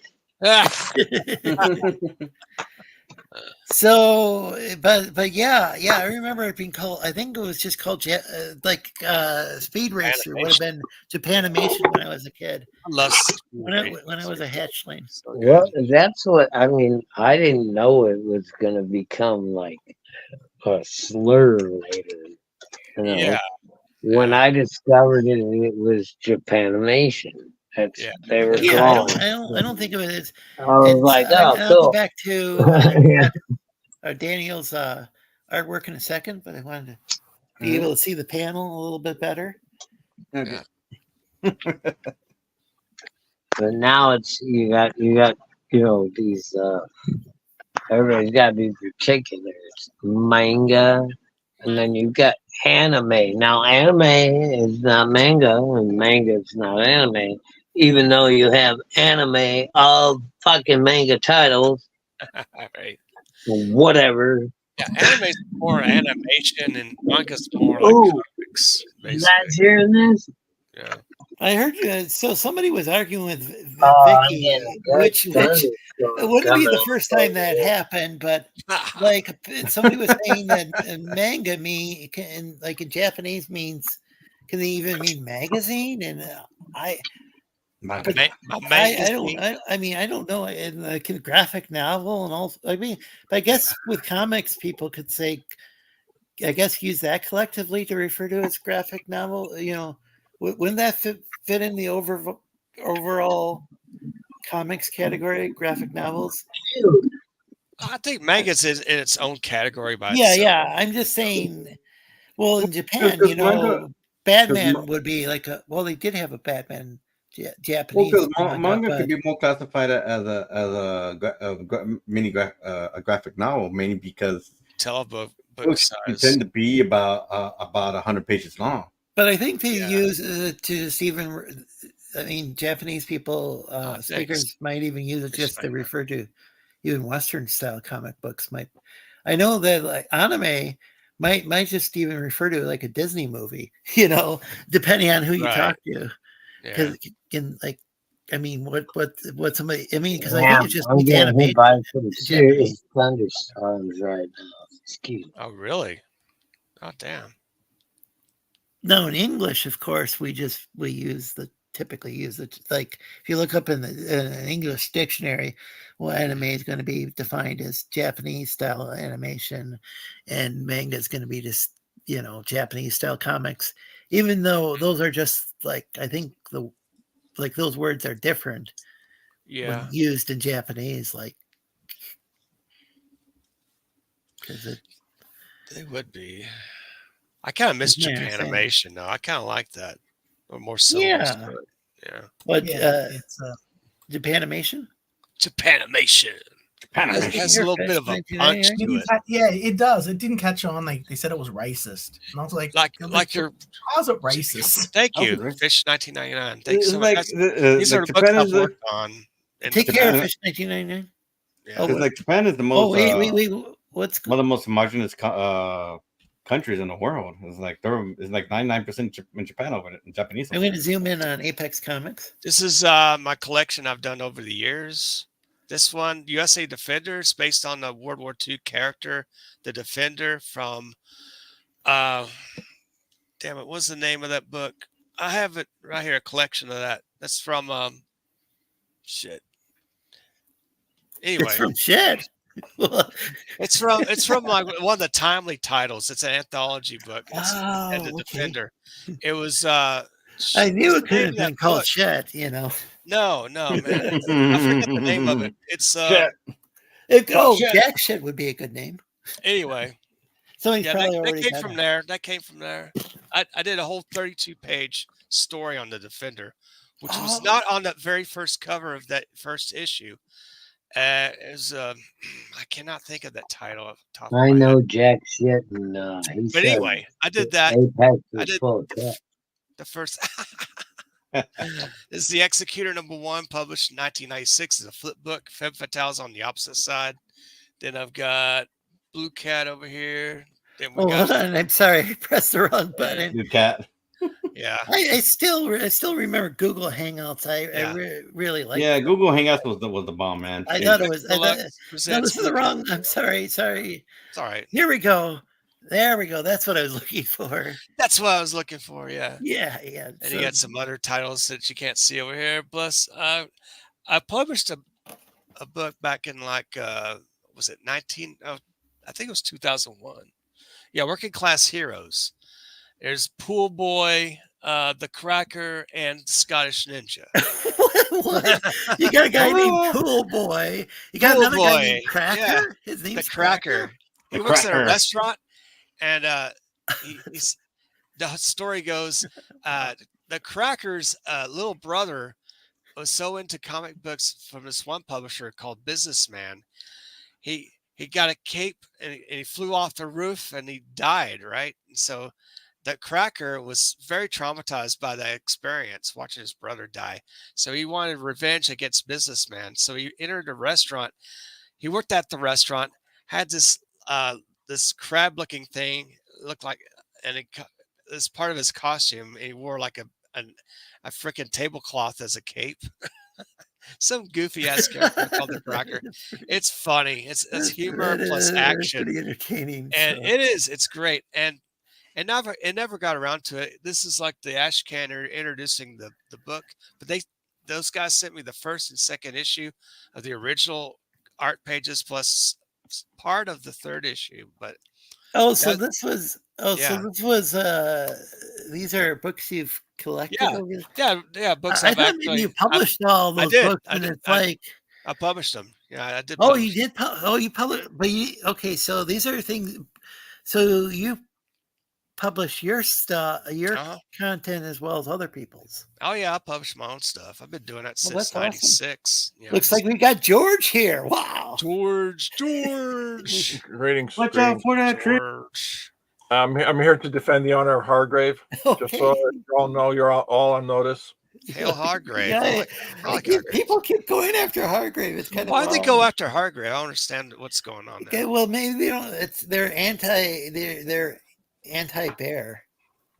He's he's a polar bear, and it's. I like polar bears. What the hell's wrong with people? It's because he's just a little too white. That's a little too white. This is All Hallows Zine. It's like some horror artwork plus a comic in there, and Fembat the Creep preview. That's the latest one, and there's a pin up there. There's Madam X preview right here, and of course we got the what's the name of this one? I can't think of the title. Anyway, it's the Succubus of Liberty. Very bottom one. What? The Succubus of Liberty. The Succubus of Liberty. Succubus. That seems like kind of it's not so random. kind of like the opposite of what I would think of a succubus. Succubus of Liberty. So like when men story. would have like wet dreams, nocturnal emissions. I think that nocturnal was named on the emissions. succubus, right? Succubus. But this is the Succubus of Liberty. Yeah. Does she like give the sperm back or something? Give you extra like vitality? Or what? You might I might have to reprint a bunch of these. I might sell some. Who knows? Yeah. Take care, Fish 1999. Take care. 1999. Thank you. And DG Ryan, you said later, Fish. Right, Fish. Wait till I see. I'll wait to see the comic books. Okay. I gotta put some of these on sale then. Damn. And check out Fish 1999's got an awesome channel. Good. I'm going to have to subscribe to Fish 1999. Yeah, some interesting videos. Oh, hey, Anna Banana, welcome. I keep saying Anna's got an awesome gaming channel. I really like the way that she like their banter with the different players. Would that be? Cool. I guess that's the term. The player also has another meaning, at least in American English. Right. Don't be a player hater. You're a player hater. Oh, it seems like George disappeared. George showed up to defend George. Hargrave's honor and then disappeared. He just in disappeared. Typical George fashion. Yes. Kind of like we call the Irish goodbye. Yeah. Well, I appreciate you too, and I'm gonna try to. Nice. I'm working on it, but I still haven't fixed my notifications. I subscribe to so many channels, and like some of them are just like I got a lot of them too. Yeah, and if it's something like a news channel or something like that, I don't need the notifications on, or I could just set it to So even if it's like a big tech channel and they release a gazillion videos like per week, right. I don't need to follow that. No, I don't like if it's like the Nintendo Switch sale though. Yeah, I think I should turn on the notifications because that does come in handy. Right. They get a lot of really good sales on the eShop. A lot of old school style, games like roguelikes and things like that. A lot of cool indie games that go on sale. It might only be $5 or something. So maybe good. Keep those things turned on. But I want to be seeing like my friends, friendly acquaintances and stuff. And I'd rather subscribe to those channels too. Yeah. And turn off the notifications for the news from like For the bigger channels. Zimbabwe. No, no offense to the folks of Zimbabwe, but like if I Zimbabwe. I actually subscribe to news shows from around the world. Really? Haven't been really watching the news lately, but yeah, like I've got like actually I don't think I'm subscribed to any channel from Zimbabwe, but like I haven't either. I'll watch like the Nigerian news and I subscribe to Dream Calamute. sometimes- She's Huh? from the Philippines. Dream Calamute. She's a Filipino girl from Philippines. She has a YouTube yeah, channel. Philippines. Yeah. I follow a She's lot sweet. of people from the Philippines on here, and they do a lot of a lot of Filipino YouTubers do something similar where they promote people's channels. They encourage people to post the link to their channel in the chat. Right. And Yeah, guys, I'm gonna. I'm not being rude. I'm not trying to be disrespectful, but I'm gonna book. I'm gonna take off. Oh, it's Good to see you, Liam. But thank See you. ya, I man. just appreciate. I mean, it was great that you like. Good luck showed on up Dino King. and gave some excellent advice. Yeah. I'll pop back on when you guys need me. It's just that's printer's already starting to go. I've got just a bunch of stuff to do. I will talk to you guys very, very soon. Much respect, much love. Catch you guys soon. God bless. Much love All to right, you, man. Liam. Yeah. Well, that was awesome. That's I like he's having came on. people. He's cool. Yeah. Oh, go ahead. It's cool. That's good. Some Yeah, I people like are- having people from Yeah. across the not just YouTube comic webs. book Yeah. sphere, but like across YouTube and like we got like people like Gias isn't in, is it's like he doesn't you don't like Gias, you're not like too much up on the whole comics gate or anti-comics gate thing, Right. but you've got like this is something I've been wanting to highlight. Yeah, man. You got like he's a colorist, but he's not. But I wouldn't say you're part of any particular like online like comic book faction or anything. Yeah, when you talk about Comics Gate, I'm totally lost. I have no idea. Yeah, and I think the average person hasn't like even heard the term. If they look it up in Wikipedia, it's going to sound really bad. Some negative. Yeah, I know. Yeah. Yeah. Because like I used it in the beginning, and then I just kind of was like, you know what? I'm violating my own code here. And like, don't pick sides, stupid. Yeah, you don't have to pick sides or anything. Man. Well, and the thing is, you're not like filling your books full of a bunch of politically correct stuff, like overly. Oh no, I'm pretty sure most of the stuff that I'm overly politically correct, but you do have diverse characters too. So I know you're focusing on the storytelling.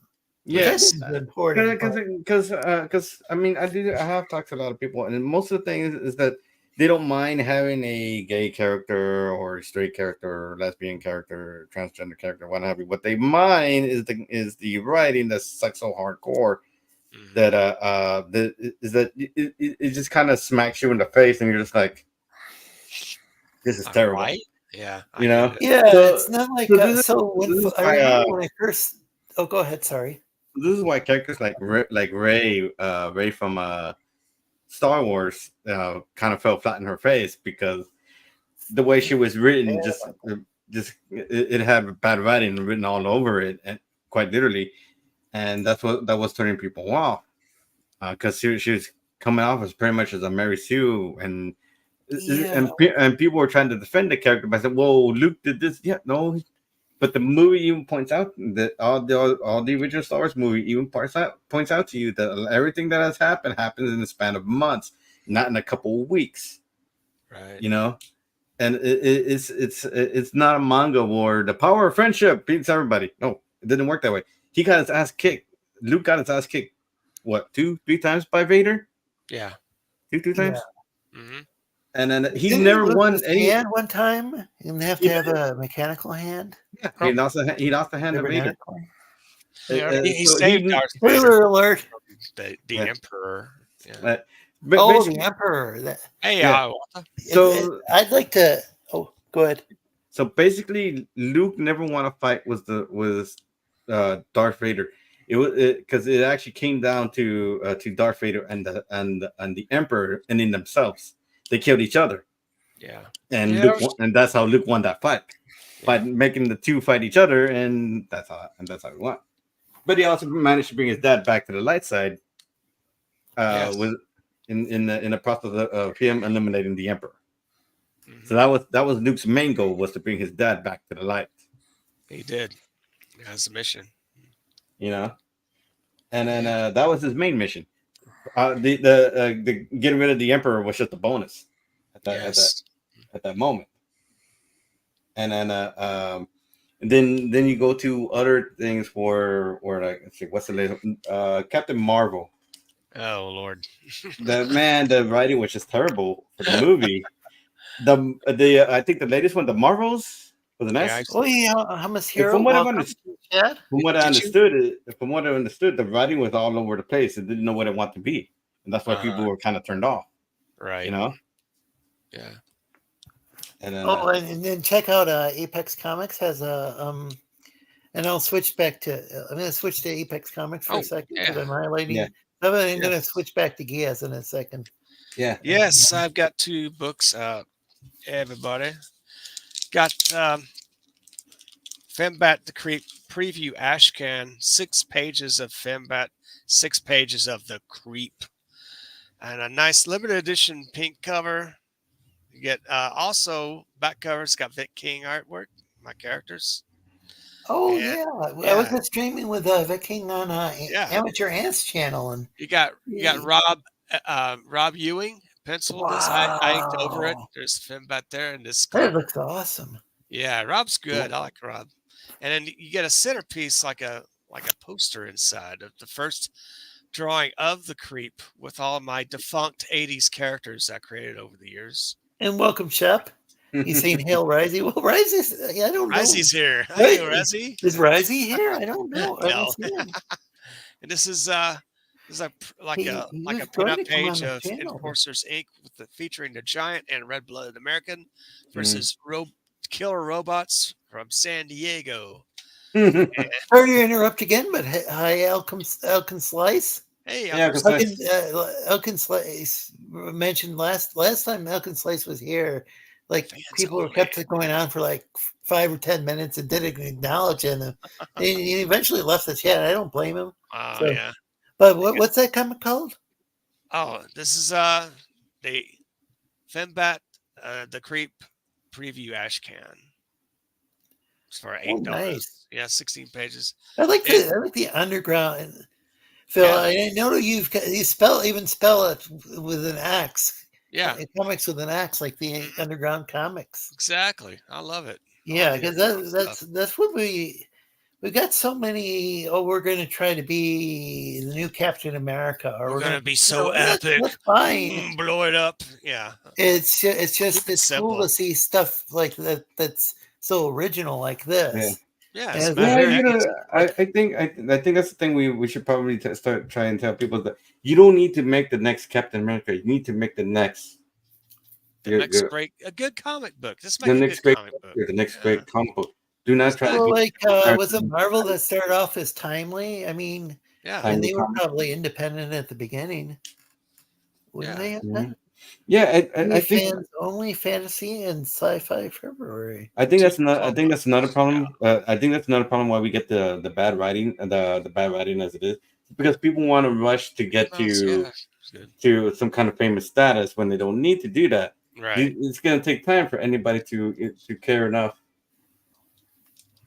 Well, but some people are trying to just come up with, okay, Captain America got like turned into a Hydra agent, and maybe one of those bad World War II guys and all that, which doesn't make any sense. And so we need our own Captain America, or Captain America. We need our own Iron Man. This or that or the other thing. But the comic book companies have been doing that for ages. But like I think it's more creative if somebody takes things in quite a different direction, even if they're inspired by something. I mean, there was like, what was it called? Was it called like Mickey the Rat? Was it an underground comic? Was it a Ricky Rat? I think it was Ricky Rat. Something like that. Yeah. and like Ricky and Rat. it looked kind of like Mickey Mouse. But he's But underground. it was quite Sorry. radically different. I mean, it was You like can shrink I me think it down was, now, Aldrin. So huh? you can shrink me down if you want. Oh yeah. I want to go back to what Yeah, Gias was there going you off. go. Wow. So was this one of Daniel's drawings? Yeah, basically everything is probably from me. I'm going to try to. There we go. Yeah. I finally switched to the right thing. Please like and share the channel if you Yes. what you're seeing. Subscribe if you haven't already. Yeah, I was the next Captain America isn't a problem when you make when you make it your own. That's a good point. A lot of people want to be the next, and it's super lazy writing, and that is an awesome point. Comparing is always going to happen, so make it your own as much as possible, and own is get it copyright, get it trademarked. Yeah, thanks, Just get protected. You got a lot of good ideas. I Yeah. appreciate you being in the chat. Absolutely. Yeah, I know that Marvel doesn't Marvel have one or maybe two like Supermans of their own? Yeah, Sentry and I think Hyperion. Hyperion. I was thinking Hyperkin, but I think that's something else. Yeah, Hyperion. Hyperion, yeah. I wonder how different they are. Like they're a little different. I think Hyperion's more similar to Superman than Sentry was. Sentry is more original. It's basically a fake character created in 2000 by Joe Quesada, but at first they're wanting Sentry to be more of one of those lost characters that Marvel created like back in the 60s. And that was like a big hoax. I was discovered that Quesada created all that. Oh, I was wondering Yeah. what you meant fake character because fake character. It was a big old fake character. Unless they're based on like it's still a good character. I like Sentry. He was a man of 1,000 suns. He has the power of 1,000 suns, which is pretty crazy. It's a crazy. That is interesting, and that does sound quite different than Superman. Yeah, and his arch enemy is the Void. I believe that's his name. Yeah, it's kind of cool that if they were trying to like kind of cool and maybe a little bit sus, if they were trying to pass it off as like some old school.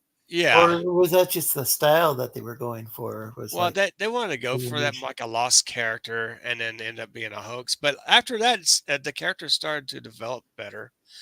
Once they got past that. Yeah. His arch enemy was like maybe a way to drum up interest in a character. And yeah, that's what it was. Interesting.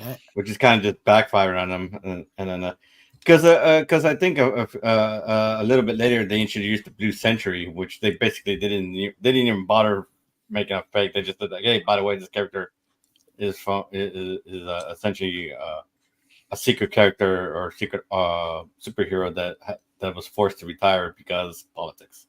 Right. Yeah. It's similar to I don't know if you read Blue Marvel. Huh. It was a black superhero, but he was fully covered in garb. You can't see his skin or anything. Mm-hmm. And then I think I read like the first issue of that. It was really good. Like he's wearing a burqa or something? No.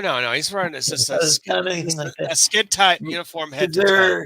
Yeah, basically. I'm pretty sure that there's a style of robe that like. No, basically, what's his name? The guy who used to be most deaf was wearing. It wasn't like a burqa, but it was like he was covered all, and it was like kind of Middle Eastern, or could even be African style robe. No, in the video I saw, it was actually pretty cool. No, basically face like a burqa, but it was like kind of like. Well, basically, the idea was that way that people would dress would be like in like those like robes and stuff like in the. Well, basically, the idea was that he had gained powers in a period where black people were essentially, oh my god, and then he's black and no, we can't have this and all that stuff. And, all that stupidity, and then and so he had to wear a full blown mask to avoid anybody being offended at that period of time. Right. And which is kind of dumb, but whatever. And then so the idea that he's supposed to be the strongest Marvel character, like he's supposed to be stronger than Thor and all of them all together. Right. But he's been hidden from public all this time, and he's never done anything to help anybody in the entire time he's been I guess exiled. Yeah, he's been like an inventor. His name's Adam I'm Bashir. Yeah, Adam Bashir, known as Blue Adam or Blue Marvel. Yeah, Mm-hmm. I have his action figure. I bought out all these. Wait, so he was an inventor? Yeah, he's an inventor. Yeah, that's how he got. I think that's how he got his powers. An important kind Yeah. of thing. He invented his powers. That's how he got his powers, through his inventions. He's like a brilliant. He's about as smart as Reed Richards on that level. Yeah. Smart as who? Yeah. Sorry, I didn't hear. Smart as whom? Or Reed Richards. Mr. Fantastic. Oh, Mr. Fantastic. Yeah. Hey. Oh, hey, Rex. What's happening? Welcome. Hail. And congratulations on your campaign getting funded. Yes, funded. Excellent. Yep. That is awesome. Yeah, I unfortunately haven't been catching a lot of streams. I caught the one with RJ, but I missed the Red Valkyrie stream. Oh, that was great. But I did back it that same night. The night. I'll be back in this within a couple of weeks. launch. So yeah, I'll get my Devil Flyer magazine. Definitely. Yeah, and it sounds like there was an early bird special. And maybe I kind of missed out. Maybe he continued it a little bit. I don't know. Maybe. Yeah, But, anything to actually get the numbers up. That's good. We got to keep plugging. That's all good. Yeah, folks, please like and share the stream and help get the word Yes. out. Because I just, once again, I don't know. I'm just not budgeting my time. Well, I'm trying to figure out a way of, I'm trying to be a little more spontaneous with things. If I set the stream to launch hours before it, I don't know. It can be like people might see the notification for that, and then they don't see it later on. But then again, it's bad to, like, if it's almost 8 p.m. Eastern, and the show's supposed to go live at 8 p.m. and then it ends up 8:15 when I stream. If I get the StreamYard link out there too late, so I don't know. Yeah. Because people will show up and then disappear. Like if Yeah, I know, right? I don't go. Have you had that issue? Of course. I think a lot of us have. Well, EVS is streaming at the same time you are. So that's probably why. Well, I'm also, yeah. And then It's there's Trash Dawn and Cast. Quartered and a bunch of Yeah. shows that are on simultaneously. Yeah, this is the sweet spot to do a live stream. The sweet time spot. Well, because I was thinking of do like to do those like improvement streams. I guess I was thinking on Wednesday, but or maybe do them as a pre-recorded thing. Like just do it and then toss it on there at random times. Yeah, you could do that. Yeah, it's not a live thing. Mainly because I'm going to be talking about the piece, so I really can't talk to anybody while I'm doing stuff. Yeah, otherwise, I end up like I'm doing now. As I'm talking say to you hello guys to the chat, see what the chat's talking about. Like, yeah. Oh, and meantime, I have to do. And it's like stuff. there's no disrespect to a live audience or a live chat group. It's just, of course not. If I'm going to be sitting here explaining things, I can't. Well, I gotta pick and choose. There's an issue with some of these live drawing streams where so earlier I was having discussion, and I don't know if any of you remember Manny from Good Dog Press. Yeah. What about him? And well, that was the first channel I went on, and then Rick Piper had me on his channel a lot. After that, I think we were at quite a bit of channels too. Right? Now that I think about it. Because back at the I time was when on, I we, was on ERT's, Jimmy's channel. I was on quite a few before. I think before I started hosting my own streams. But the one thing, Manny, one of the many things that I learned from Manny was it's good. Besides artists, it's good to have like talkers. And he called them talkers, and Yeah. because there will be times when an artist will get busy drawing, and there could be some awkward silence, or Yeah, I mean, there's some dead people air. who like to play Yeah. music, but like you can get away with that on Picardo, but you can get in your stream struck quite easily here on YouTube. Huh. yeah, We're also on I don't have Facebook that and problem what is it called? Kick. It's KICK, not the instant messenger. That's KIK. Oh, okay. But we broadcast to that as well. Cool. I'm sorry, folks. There's a link to Sorry. Fund My Comic. Get this Devil Flower book today. Yeah, There you go. And I mean, look at that. I mean, that artwork in Dillard. it's kind of hard killing for it. me to see though, because good. it's the thumbnail. But I could. I like Devil Flower being red. It should be red. That's my opinion. Looks good. Yes, it's. So I'm trying to figure out. So what now? Is he wearing a red costume or? Yeah, That's that's okay. how John What Dillard. I thought. That's the version they drew.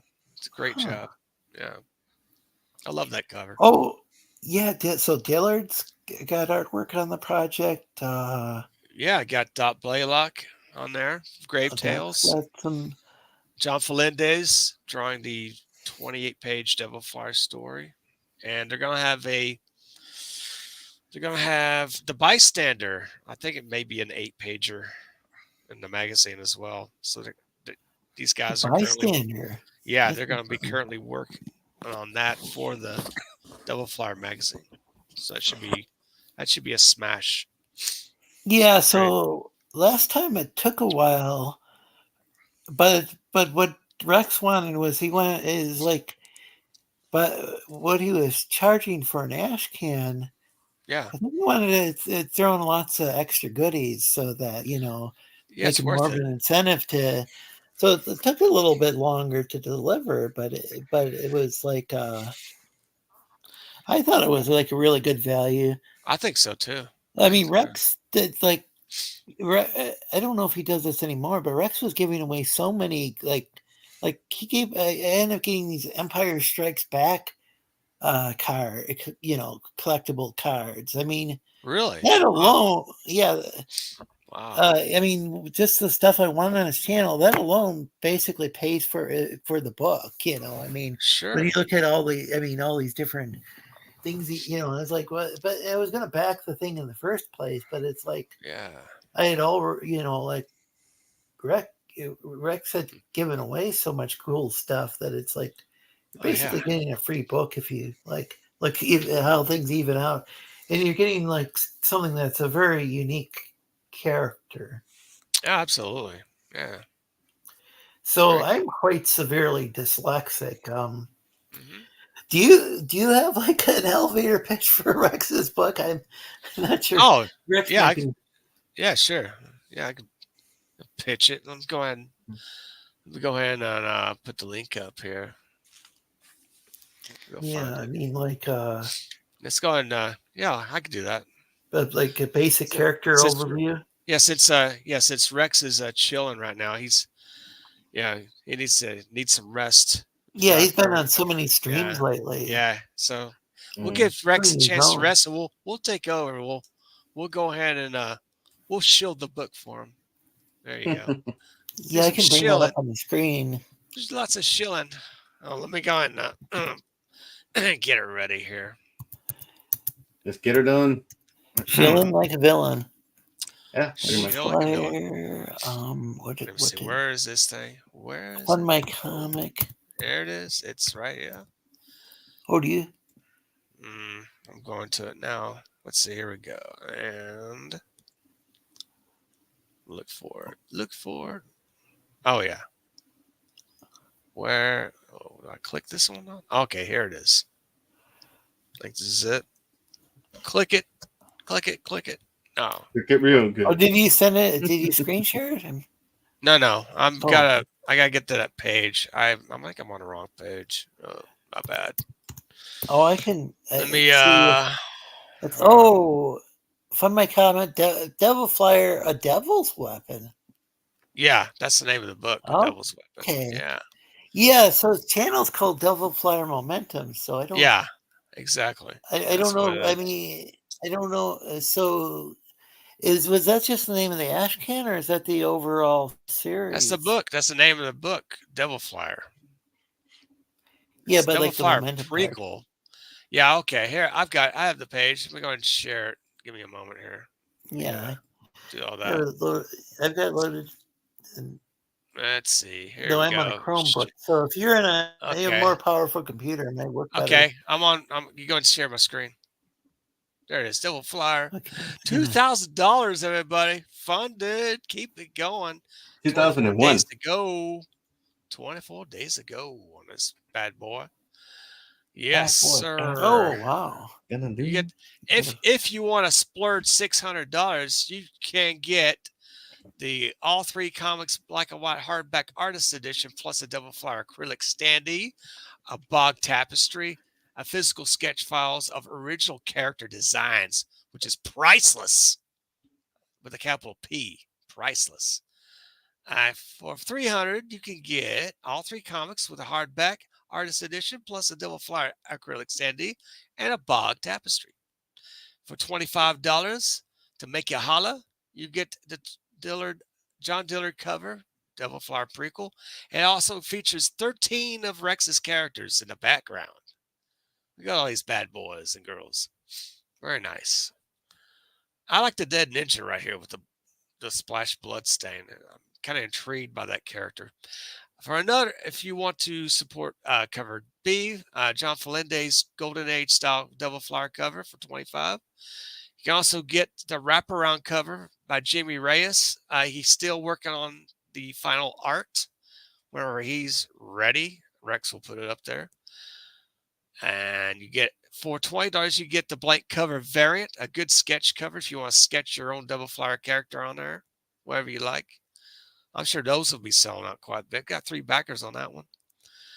For $60, you can get all 3 of these covers. For $175, he could be drawn in as a cameo in the book. There's 7 left out of 8. I believe Well Read Comics are him. Maybe not Well Read. It's some other guy. I forget who it was, but he backed that one. $175, a Devil Flyer Skull original artwork sketch. Very nice. And for $2, you can buy Abby a dog meal. Very nice. For $225, you get a Doc Blaylock Grave Tales original artwork page. I think you made like 9 of them, I believe. And for $225, a Doc Blaylock's Grave Tales original artwork page. Again, you get more of those. Yeah. There you have it. Back it Everybody today. gets a drawing still. Yeah, everyone gets a drawing still. Already? You get a drawing, and you get a drawing. You get a drawing. You get a drawing. Wherever you back the book, you get a drawing. I think that's pretty good. That's a great deal. So yeah. Here's a link in the chat. Let's go play the video. I want to play the video. Yeah. All right.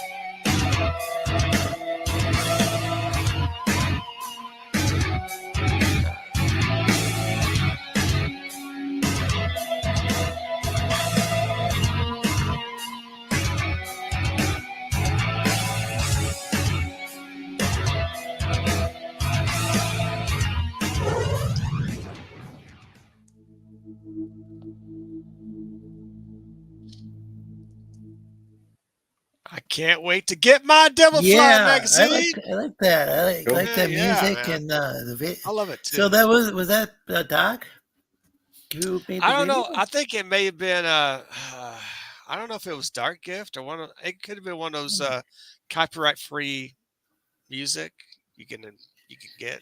Yeah, so that was awesome. Thanks for. I love it. Absolutely, man. Smash that like button and share, everybody. Say Caleb. Oh yeah, Rhodes. and thanks Caleb. And Absolutely, thank you, Caleb. Apex for reading the chat. Dyslexic, it. so and I have a hard time with the screen. Like the first time I got my Chromebook back up and running, I could. It's only like it's a tiny screen, but at first I could see StreamYard just fine. I could see the messages, and then it went back to being like how things were before I got my Chromebook back up and running. Good. And where it's like now the text is just like down to like some 7-point font or something. I don't know. It's some ridiculous. Dang it! What does it say? Yeah, I hate that. It's like need a magnifying glass printer to scope it in to see it. Yeah. Smeg it. Smeg it. And I know that there's a Filipino word that means splash. Is there? And it's like splash the like button. Splash the like button. Yeah. Instead, so like I can't think of what the Filipino word is, but it's like it's splash the light button instead of ring that bell for notification. Yeah. Share. Like and subscribe. Yeah. I really appreciate everybody who's sharing this out. You know, was at once again at the last minute that I launched the stream. I mean, I don't like being rude to the audience and launching late. I get it. Yeah, so I ended up on Amateur Ant's channel, and oh gosh, that discussion How'd that go? Interesting. It got a little controversial stuff about. I'm sure religion, but he had a bunch of videos on his channel, and then he got rid of all the videos and created a second channel, but then he wasn't able to get the StreamYard to work with that channel, and so he hosted tonight's stream on the original channel. I think he knows how to download videos now, so he can do a backup in case he has to. In case he just doesn't want to leave a video up for whatever reason on YouTube, which I wouldn't blame him. For removing it. A lot of people like to archive their videos anyway. Use the different. I should archive mine. I got a bunch of. Yeah, some people use Rumble or.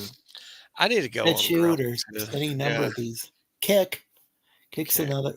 We're streaming to Kick. I don't. Is it KIK or KICK? Oh yeah, so it's KICK. All right. I was talking about that earlier with the instant messenger is spelled the other way, KIK. Oh, really? But yeah, this is just like the normal way of spelling Kick. Right. And I haven't watched a bunch of videos on there. I've mainly watched I think Cargrave and Risey have channels over there. All right. Yeah, they both have channels over there. Not sure if Shep has a channel over there, Hiawatha or not. Yeah. But I'll have to go on his stream sometime. Be one of those guys. Yeah. Shep has his streams are like after Hargrave's Troll Show. Right. Funny thing about the Troll Show is like, okay, he'll put some. You might take somebody from like the comic book scene or what, the Comics Gate or someone who's adjacent or whatever, and use them as a thumbnail. Like he just like but like the actual stream is just like him and some other guy, like Risey and Shep, just kind of just kind of poking fun of these guys who go on this show, like, and it's like there's this kind of dating show. Oh yeah, with like this Twitch, well, like kind of like some OnlyFans chick that's on there. yeah, something along those lines. Yeah. And it's not even, and like the women are actually pretty they seem to be much sharper than the guys going on there. Oh yeah, so it's not like they're not poking fun at the women, right? I mean, which, a lot of people don't like so-called e-thoughts or whatever, but right, actually you've got some of these women on Twitch. Actually, it sounds like things are kind of worked out so that from what I've heard from Hargrave, it sounds like it's, at least the ones that he's watching, they're not like engaging in a bunch of infighting necessarily, like, even though they're all like competing for super chats. I don't know, it's different. It's different than what we're seeing with like some of the Comics Gauge channel, where people are and then they like are in adjacent and anti, like they're all just like some, not all. Right. No. I don't see this on your channel, but like no. Some of the like the channels, they got like tens of thousands or more, maybe hundreds. I don't know. Do some have like hundreds of thousands of subscribers? Like some of them do. Yeah, some of them do. Yeah, and it would be like if everybody's competing for super chats and sell their book and stuff. It's right. It makes sense that people aren't always good. Ethan and Eric maybe aren't going to get along. Right. Well, that's just what this. But for some reason, with Hargrave likes covering this whole e-thought, for lack of a better term. Oh yeah, type stuff, and I think it's a way of live stream, a way of kind of getting away from the whole Comics Gate. Yeah, I mean, he does upload videos about like some overplayed. stuff he finds entertaining, like that somebody will say on his show or whatever. Yeah, he'll upload like a short video about it, but I think it's kind of cool that he's doing something different, that he's branched out into, because I don't think there's that many people who I don't know of many people who are like watching these like ladies on Twitch, and then commenting on it, especially on YouTube. I don't see a lot of that. Maybe there could be a ton of content like that, but it seems unique to me. Yeah, not really the type of stuff, those shows that I wouldn't necessarily normally watch. That I wouldn't either. But there's some funny stuff. Like, oh, there is. Yeah, because I've seen you in the chat before. I think I've been in there. Yeah, of course. Plenty of times. Yeah, it's good entertainment. It's like, and I think that's maybe a better route than just for Hargrave. Yeah. Than like if you were just to focus on the CG channel on comics, right. and stuff like that. Right. I just like to see people succeed and have some help and support. Positive. I like positive things about it. I don't want to, insult the creator or anything like that. That's not cool. I got pretty negative with Eric July. Oh yeah. Yeah. And he blocked me, but I'm not gonna like cry about it or anything. Nah. He had good reason. He had good reason too. He's. I think he's overrated, in my opinion. Yeah, I would think. Yeah, I would just think. It just like. I mean, I read Isom. Have you read Isom #1? I have. No, I but have too. It's I don't just like it. I heard that the Isom goes around. Yeah. Like I'll just say allegedly, because I haven't read the plot. Just like beating up people who disrespect him. Yeah, it's just what kind of plot is that? You got somebody backstage. Welcome. Oh, Risey. Welcome. Risey. How long have you been waiting? Hello. Only like 2 minutes. Okay, well, not I even thought you that. were about It to wasn't sleep, even so- like 2 minutes, probably like a minute. Well, thanks for joining But us, you're good. Chris. I was smoking. No, I turned on your stream and I heard you. It's funny. I heard you talking about Hargrave and obviously Kiana, the troll show. Yeah. Kiana, that's her name. Yeah. The thing is, I'm going to always say that it was my idea to come up with the troll show. We were sitting there. It was just me and him in the Discord one day, and he's laughing his ass off. I'm like, screen share this. And he screen shares. I'm like, all right, she's a nice little piece of meat. And then we're just laughing our ass off, like making fun of these guys that were coming on the panel. I'm like, holy shit, no, we need to make this a show. Oh yeah. He's like, no one's going to watch this. I'm like, I don't care if they're going to watch it or not. We're having fun. And if we're having fun, that's going to make other people want to have fun with us. Yes. And he's like, well, who's going to watch it? I'm like, dude, these people sit there and EFAP a fat little ginger from Australia. Not once, not twice, but thrice a week. And it's the same stream. And it's the same people doing the same thing every damn time. And I'm like, if people are going to watch that, they're going to watch a bunch of Americans watching an Australian do that, I'm like, I'm pretty sure we can pull off the Kiana Troll Show. I mean, I don't know if I don't think I came up with the name Troll Show. That was probably Hargrave, but yeah. I said, I'm like, dude, they literally sit here and watch this guy. Oh, look what Liam did! Look what Liam did! It's like no one cares what Liam does. I mean, honestly, I love you, Liam. Yeah, Liam was on earlier, but yeah, it's like him hanging out with his family, like well, dude, remember that clip where it was him and his missus walking up that hill, and it's like, oh look, she farted. I'm like, for 6 fucking months that clip got played, and honestly, wow. Sometimes I miss Test. Because he did keep people in their place, but that's one thing I do not miss was him constantly playing that fucking clip. All right.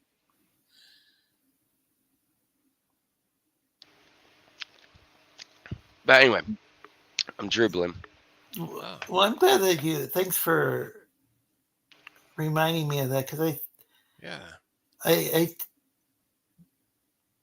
it's not really a reminder. It's just that, like I do appreciate that you were saying that about Hargrave. You weren't shit talking him, but that's the thing. Like, we're trying to, as much as I shit on Comicsgate, I don't want to shit on Comicsgate. I want to do other things now. Right. Yeah. And that's what me and Shep and Hargrave are doing. Like, we're trying to do other things. Like, we don't want to do the blood sports anymore. Right. I understand that.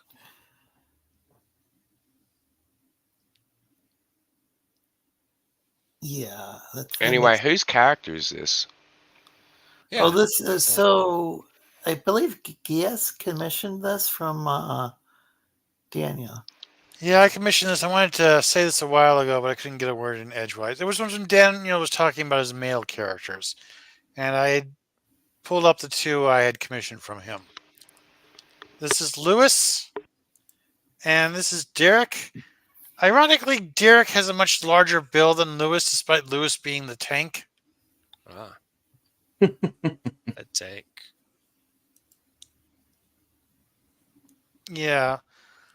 Like, Lewis wears these magic talismans that form an armor around him when he needs it.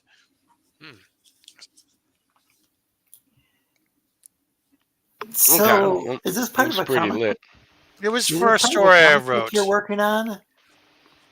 I know it's a game, isn't it? It was for a story I wrote. Okay. I had later then commissioned him to do character sheets for the characters who survived the story.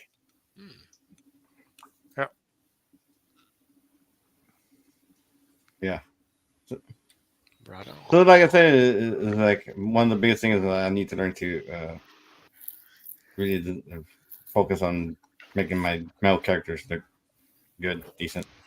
Yeah, he went a bit. I think he went a bit overboard What's up, with getting Eric?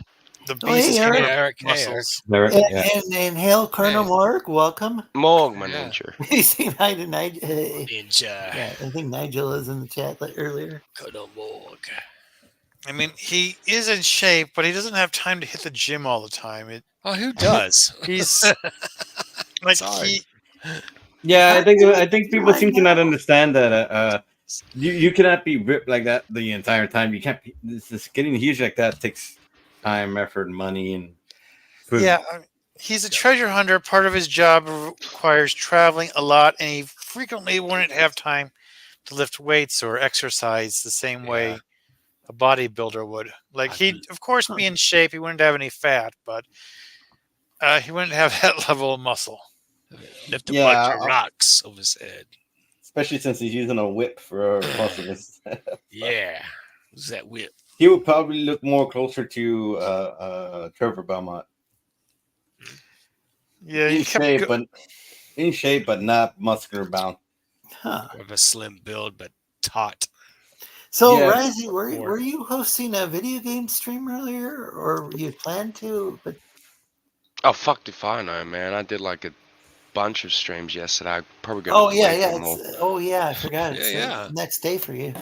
I like how Risey plays video games. He like talks through it and he gets pissed, and he yells at the person getting out of the car and beats them up, and he drives the other car. I think Risey is like the most entertaining at playing video games on a live stream, in my opinion. So, kudos Thank for you. Risey. I appreciate that. God bless you, man. Yeah, I really mean that. Yeah, well, Mark I did. says, You know "Oi, what's Risey." funny? What's up, Morg? I didn't plan on like doing the gaming streams, but then once I start, like I said, I want to do other things now. And when people are like, "Rodney, what are you doing? You're playing video games." Yeah. Get you look. Risey's gonna be a gamer girl. Blah blah blah. And I'm like, I don't care. Fuck you. Yeah, you That's should the be one a that cracks VTuber, me yeah. up. I think it's Tree Goblin that comes in the chat and always Gamer says girl? that. Is Yeah, he? Yeah, be a VTuber gamer girl. funny. It's like gotta have one of those avatars, man. Oh yeah, You know what? Give me that gamer I'd girl rather men money. sexually Yeah, confused. gamer girl. yeah. What's up, Junkie Wait, Boy? Karen, boy. Yeah. Now, who's this character? Is he Oh, hey, really Courtney. sweet? Welcome. Courtney, what's up? Courtney. All right. Where are you driving to today, Courtney? Yeah, right. Yeah, Courtney's always driving. Like So here's her car. he's like no matter what time of the day. Gotta go, guys. Go to Pennsylvania. All right. The need for speed. Like when I'm talking to her, she's like, "I'm not always driving." I'm like, "Yes, you are. You're driving right now." Well, that's different. I'm like, "You're fucking driving right now." Show us where you're driving, Courtney. She says, "I'm at my friend's house." Well, you obviously had to drive there, didn't you? Yeah. She had to. And just busting your balls, Where's Courtney. Courtney going to drive today? I think Courtney was in Ant's chat earlier tonight. Ant was hosting. Oh gosh, I'm about to catch that. It was like I think he had deleted all the videos on his channel, created a new channel, and then ended up streaming on his original channel. Yeah. I remember you dropped the link to his channel on my Discord. I'm like, "There's nothing here." Yeah. What am I? And then am I supposed to be shut in? Like, What's up, there's nothing here. Perfect. That's what he DJ said. Ronnie? Really? There's DJ no. Ronnie G. I like DJ Ronnie G. Yeah. I like those turtles, and then he's got that telescope. race those turtles. He's Make got attached to like a computer in his yard, and then I guess it's networked in with the computer inside the house, and it's cool. It's like the people can like a person can have their own like camera nowadays that's connected to a computer. The internet, you're all. I mean, your show's there. Yeah.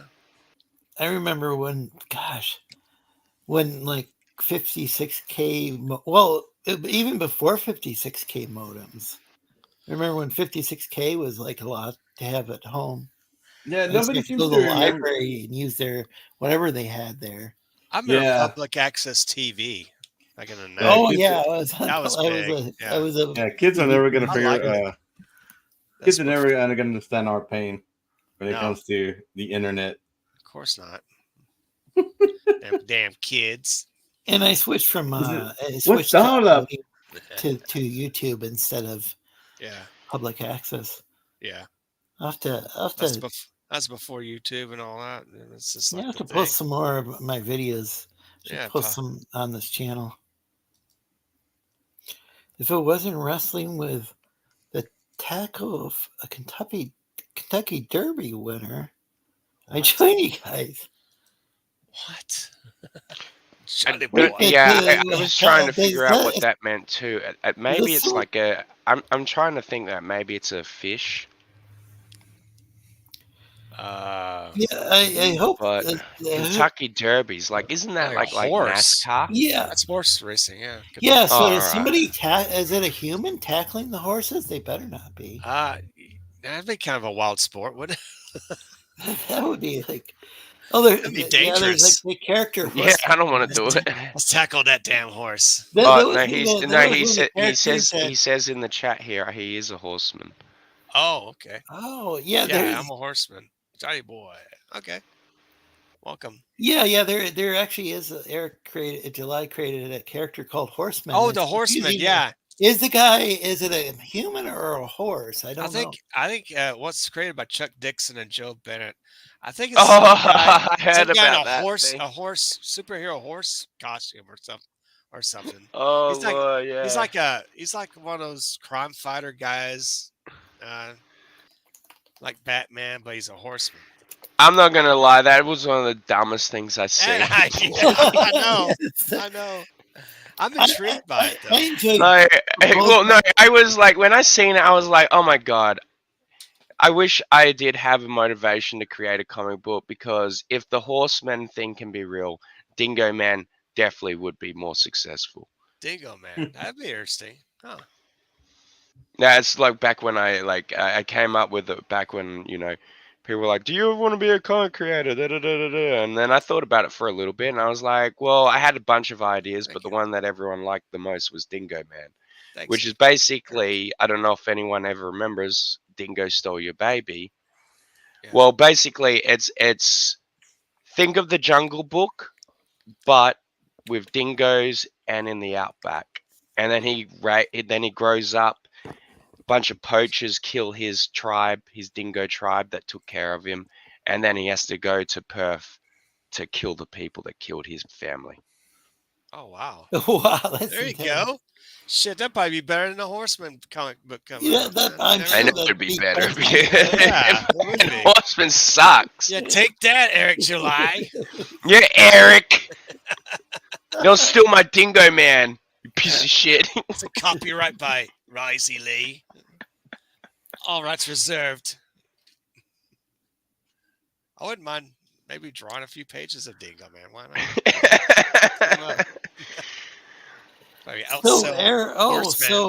DJ Ryan G's working on his new outdoor PC. Okay. So that must be his astronomy outdoor PC. What's that? Talking about personal computer attached to a telescope.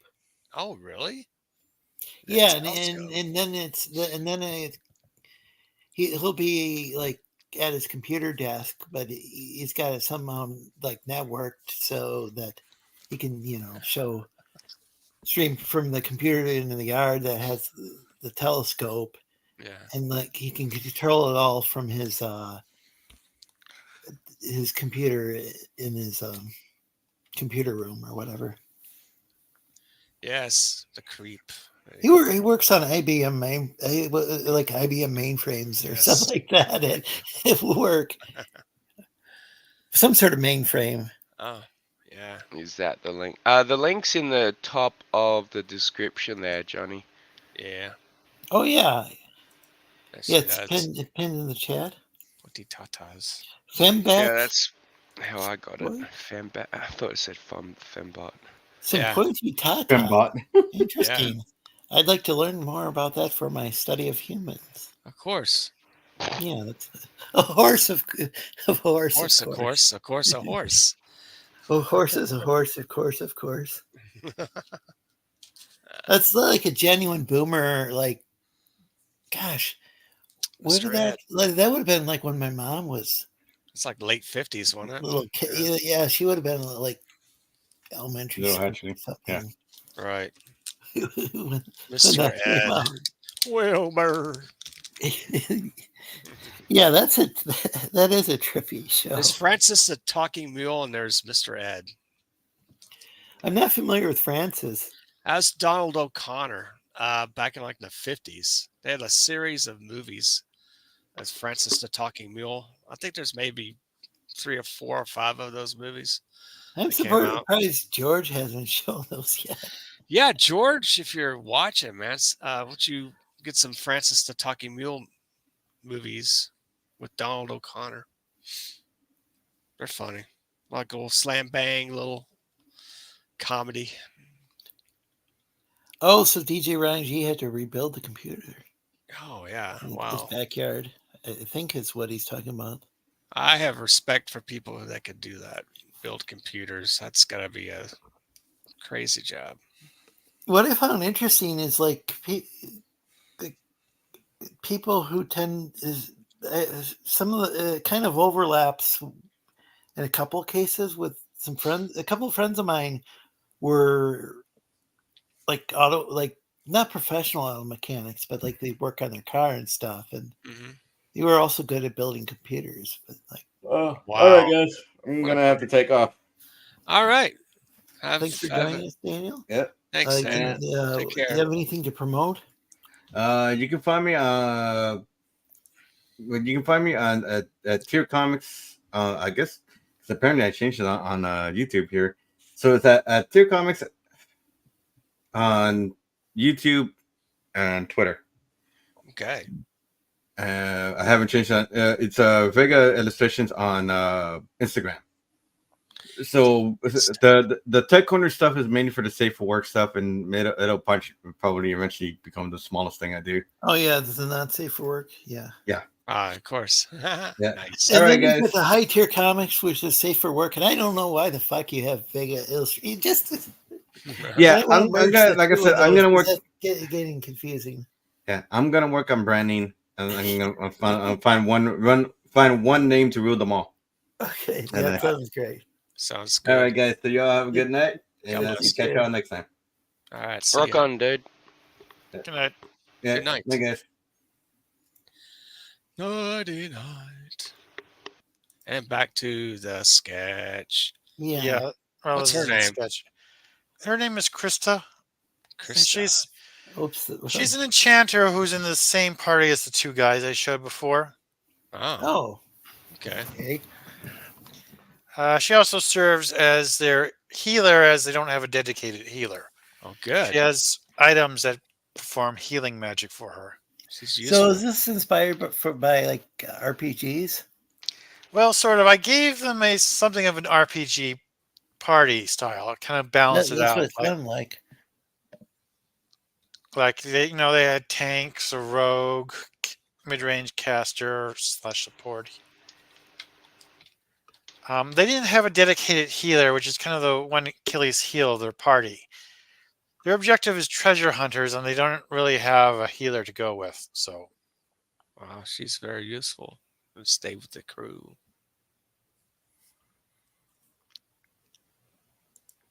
yeah, Derek's the leader, whose control over animals is useful for when scouting areas and such, as well as he also manages the beasts that pull the wagon.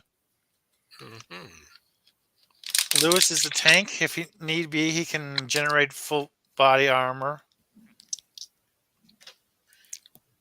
Mary is Derek's girlfriend. She has precognitive abilities and is the one who scouts for traps. All right.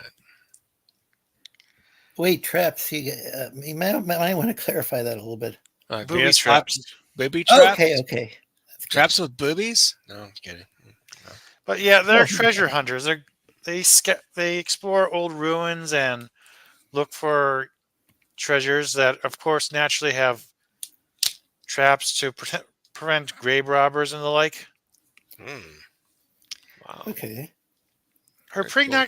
precognitive abilities only allow her to detect in the short term and only threats to herself, so it's limited but still useful for her occupation. Huh. And so you write the stories, and then you commission Daniel to do some artwork for the stories, but they're not Yes. they're not like full-fledged comic books, or are they? Well, no, it's just literature with maybe a picture or two. Okay. All right. Like, are these like short stories?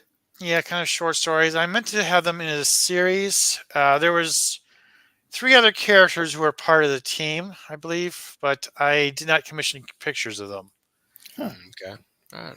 Like the first story I had them in, they lost a few members while trying to explore an underground complex.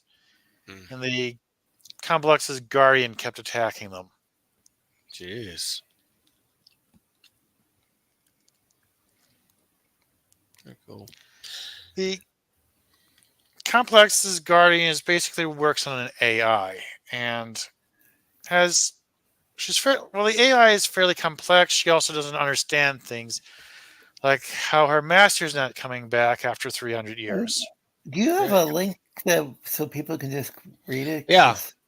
Why don't you get on the link I'm there? getting a little overwhelmed with all this info. I'm a little bit too, but I'm sure it's really good. Yeah. Go Yeah, I put mean, the link it in really chat. is like. Hey, Raz has got to bounce. Thank you for having me on. I do Thanks too, for joining guys. us. But yeah, I gotta get some work done. But thanks for having me in there, Lorenzo. Well, thank you. Where can we find you? Find me on X Twitter at Comics Apex, and you can. I have my own YouTube channel, Apex Comics, of course. Brett.cantrell.56 on Facebook, Instagram. Catch me on those little platforms. So thank you very much. Yeah, thanks for And joining us. I'm glad you were able great. to join us. You bet. I know that you tend to be quite busy when I'm streaming. Oh yeah, but it's not a day, a night off. So there you go. We'll get some work done. All right, see you guys. Take care. No, take care. Take care. Yeah. And let's see. Yes, where can we find you? I realize it's almost. Yeah, it's Master Dash Kios DeviantArts. I just posted a link to the Storm Foxes story. Storm Foxes is the treasure hunter guild that they are members of. I meant to make it as a series, but I only made one story that was split into 2 because of length. See the character limit.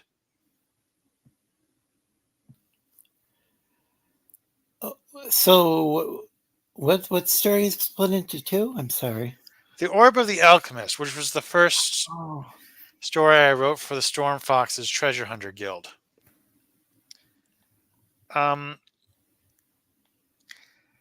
Captain Harlock, or Harlock as he's now known on DeviantArt, is also used the Storm Foxes Treasure Hunter Guild in one of his stories. They aren't the same characters, but he has 3 members of the guild show up as antagonists to his characters.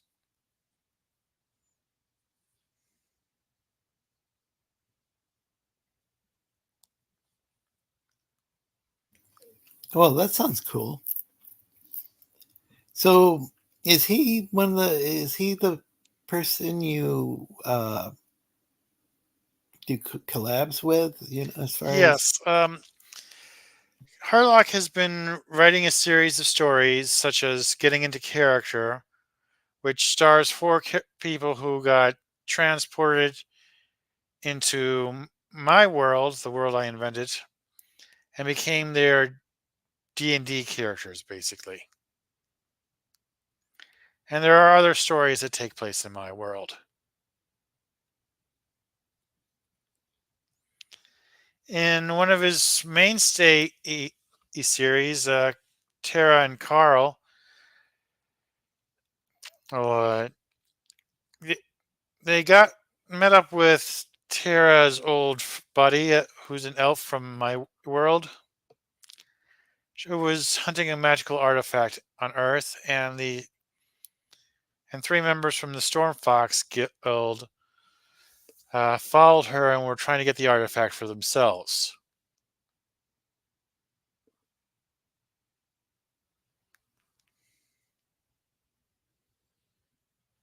So the current story plot is dealing with those, particularly the Drow. The Drow? Drow. Kind of a type of elf with a... Oh, yeah. That's...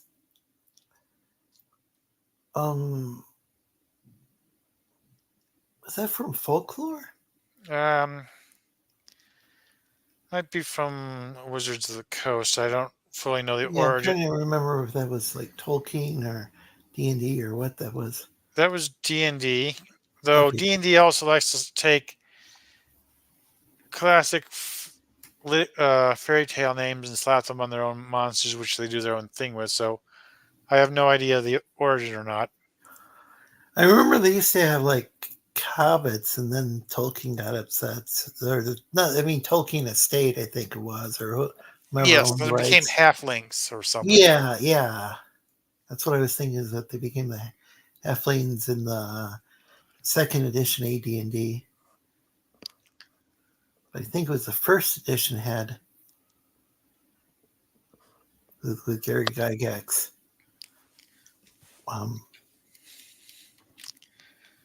Had the hobbits.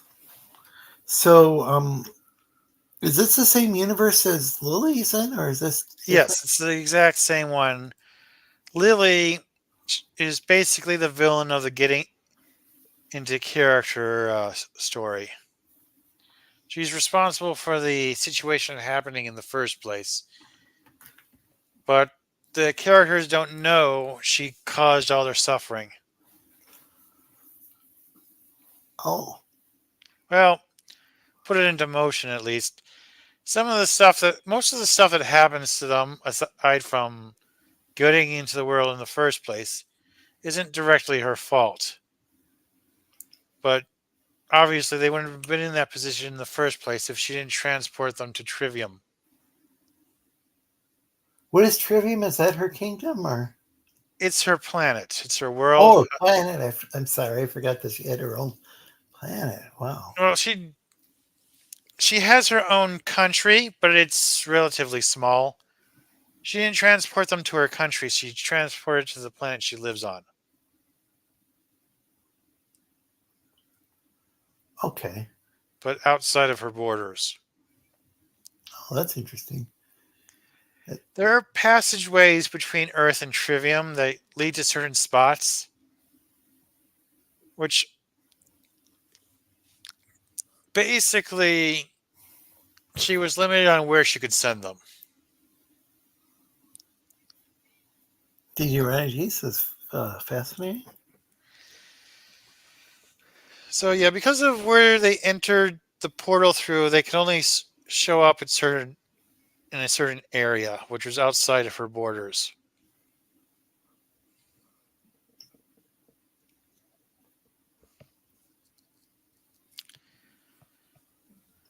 Anyway, a whole bunch of stuff happens.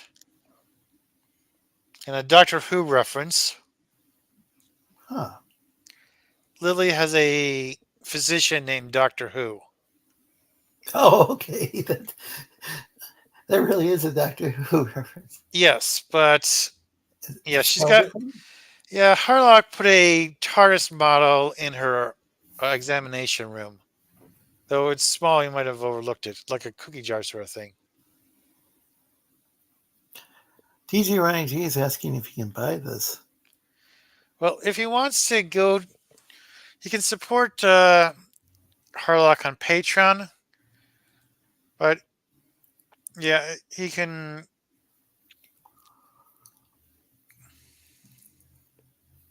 Is this on DeviantArt? Yeah, it's on DeviantArt. Give me a moment to pull up the links.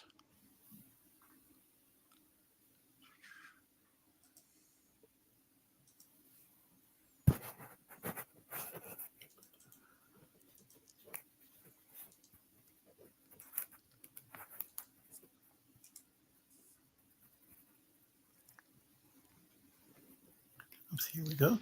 Okay, this is for Harlock, who was doing the comics I was talking about.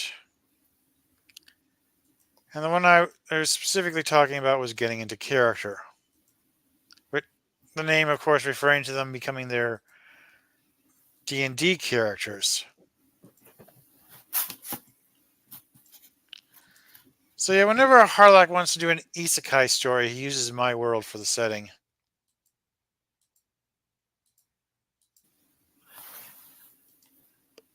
Oh, that's pretty cool. Oh, yeah, so sorry, Shep. Yeah, Riley was gone, but he left about maybe 10 minutes ago, something like that. But you can I guess not rewind the stream, but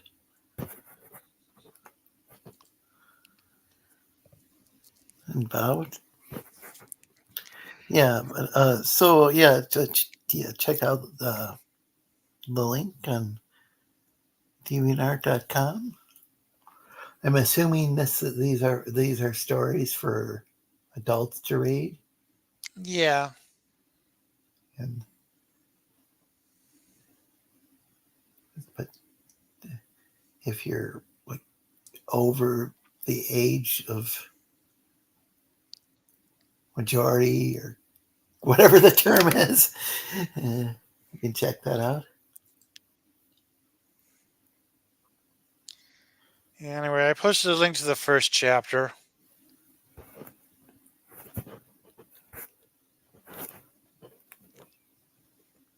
Never go back. Carry on. Anyway. Hopefully, thanks, DJ Ronnie J. Pauline. Yeah, so there's a couple links. So three links, but there's Harlex, DeviantArt page. There's Master Gias. Yeah, Harlock 42. I'm gonna have to create a DeviantArt page or account. Just to check the stuff out. I am severely dyslexic, though. Well, I probably should stop streaming because I'm super tired. Okay. Good night, then. Yeah, thanks for joining me. Okay, you're welcome. And I'm your host, Lorenzo Sleestak. You can find me here every Thursday night, 5 Pacific, 6 Mountain, 7 Central, 8 p.m. Eastern. And I think 1 a.m. in the Philippines and in Perth, Australia. That's maybe 1 p.m. 1 a.m. I think over in the UK. Thanks anyway. Every Thursday night. Anyway, thanks everybody for joining me. And I'm going to end the stream pretty soon. Okay. Oh, and he good stuff. Oh, and if you want to see the picture I've been working on, I posted a work in progress on text channel. Okay, yeah, thanks. Yeah, thanks for pointing that out. Yeah. Well, hey, good stuff. Welcome. We're ready to wrap the stream.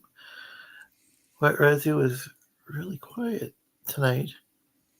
Love that guy, says DJ Razzie. Yeah, it was cool having him on. It's probably really. It's probably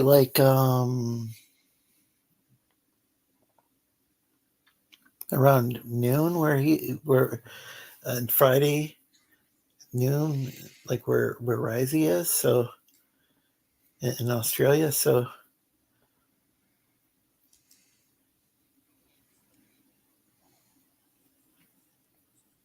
anyway, have a good night, everybody. Night. Oh, and thanks for joining, everybody.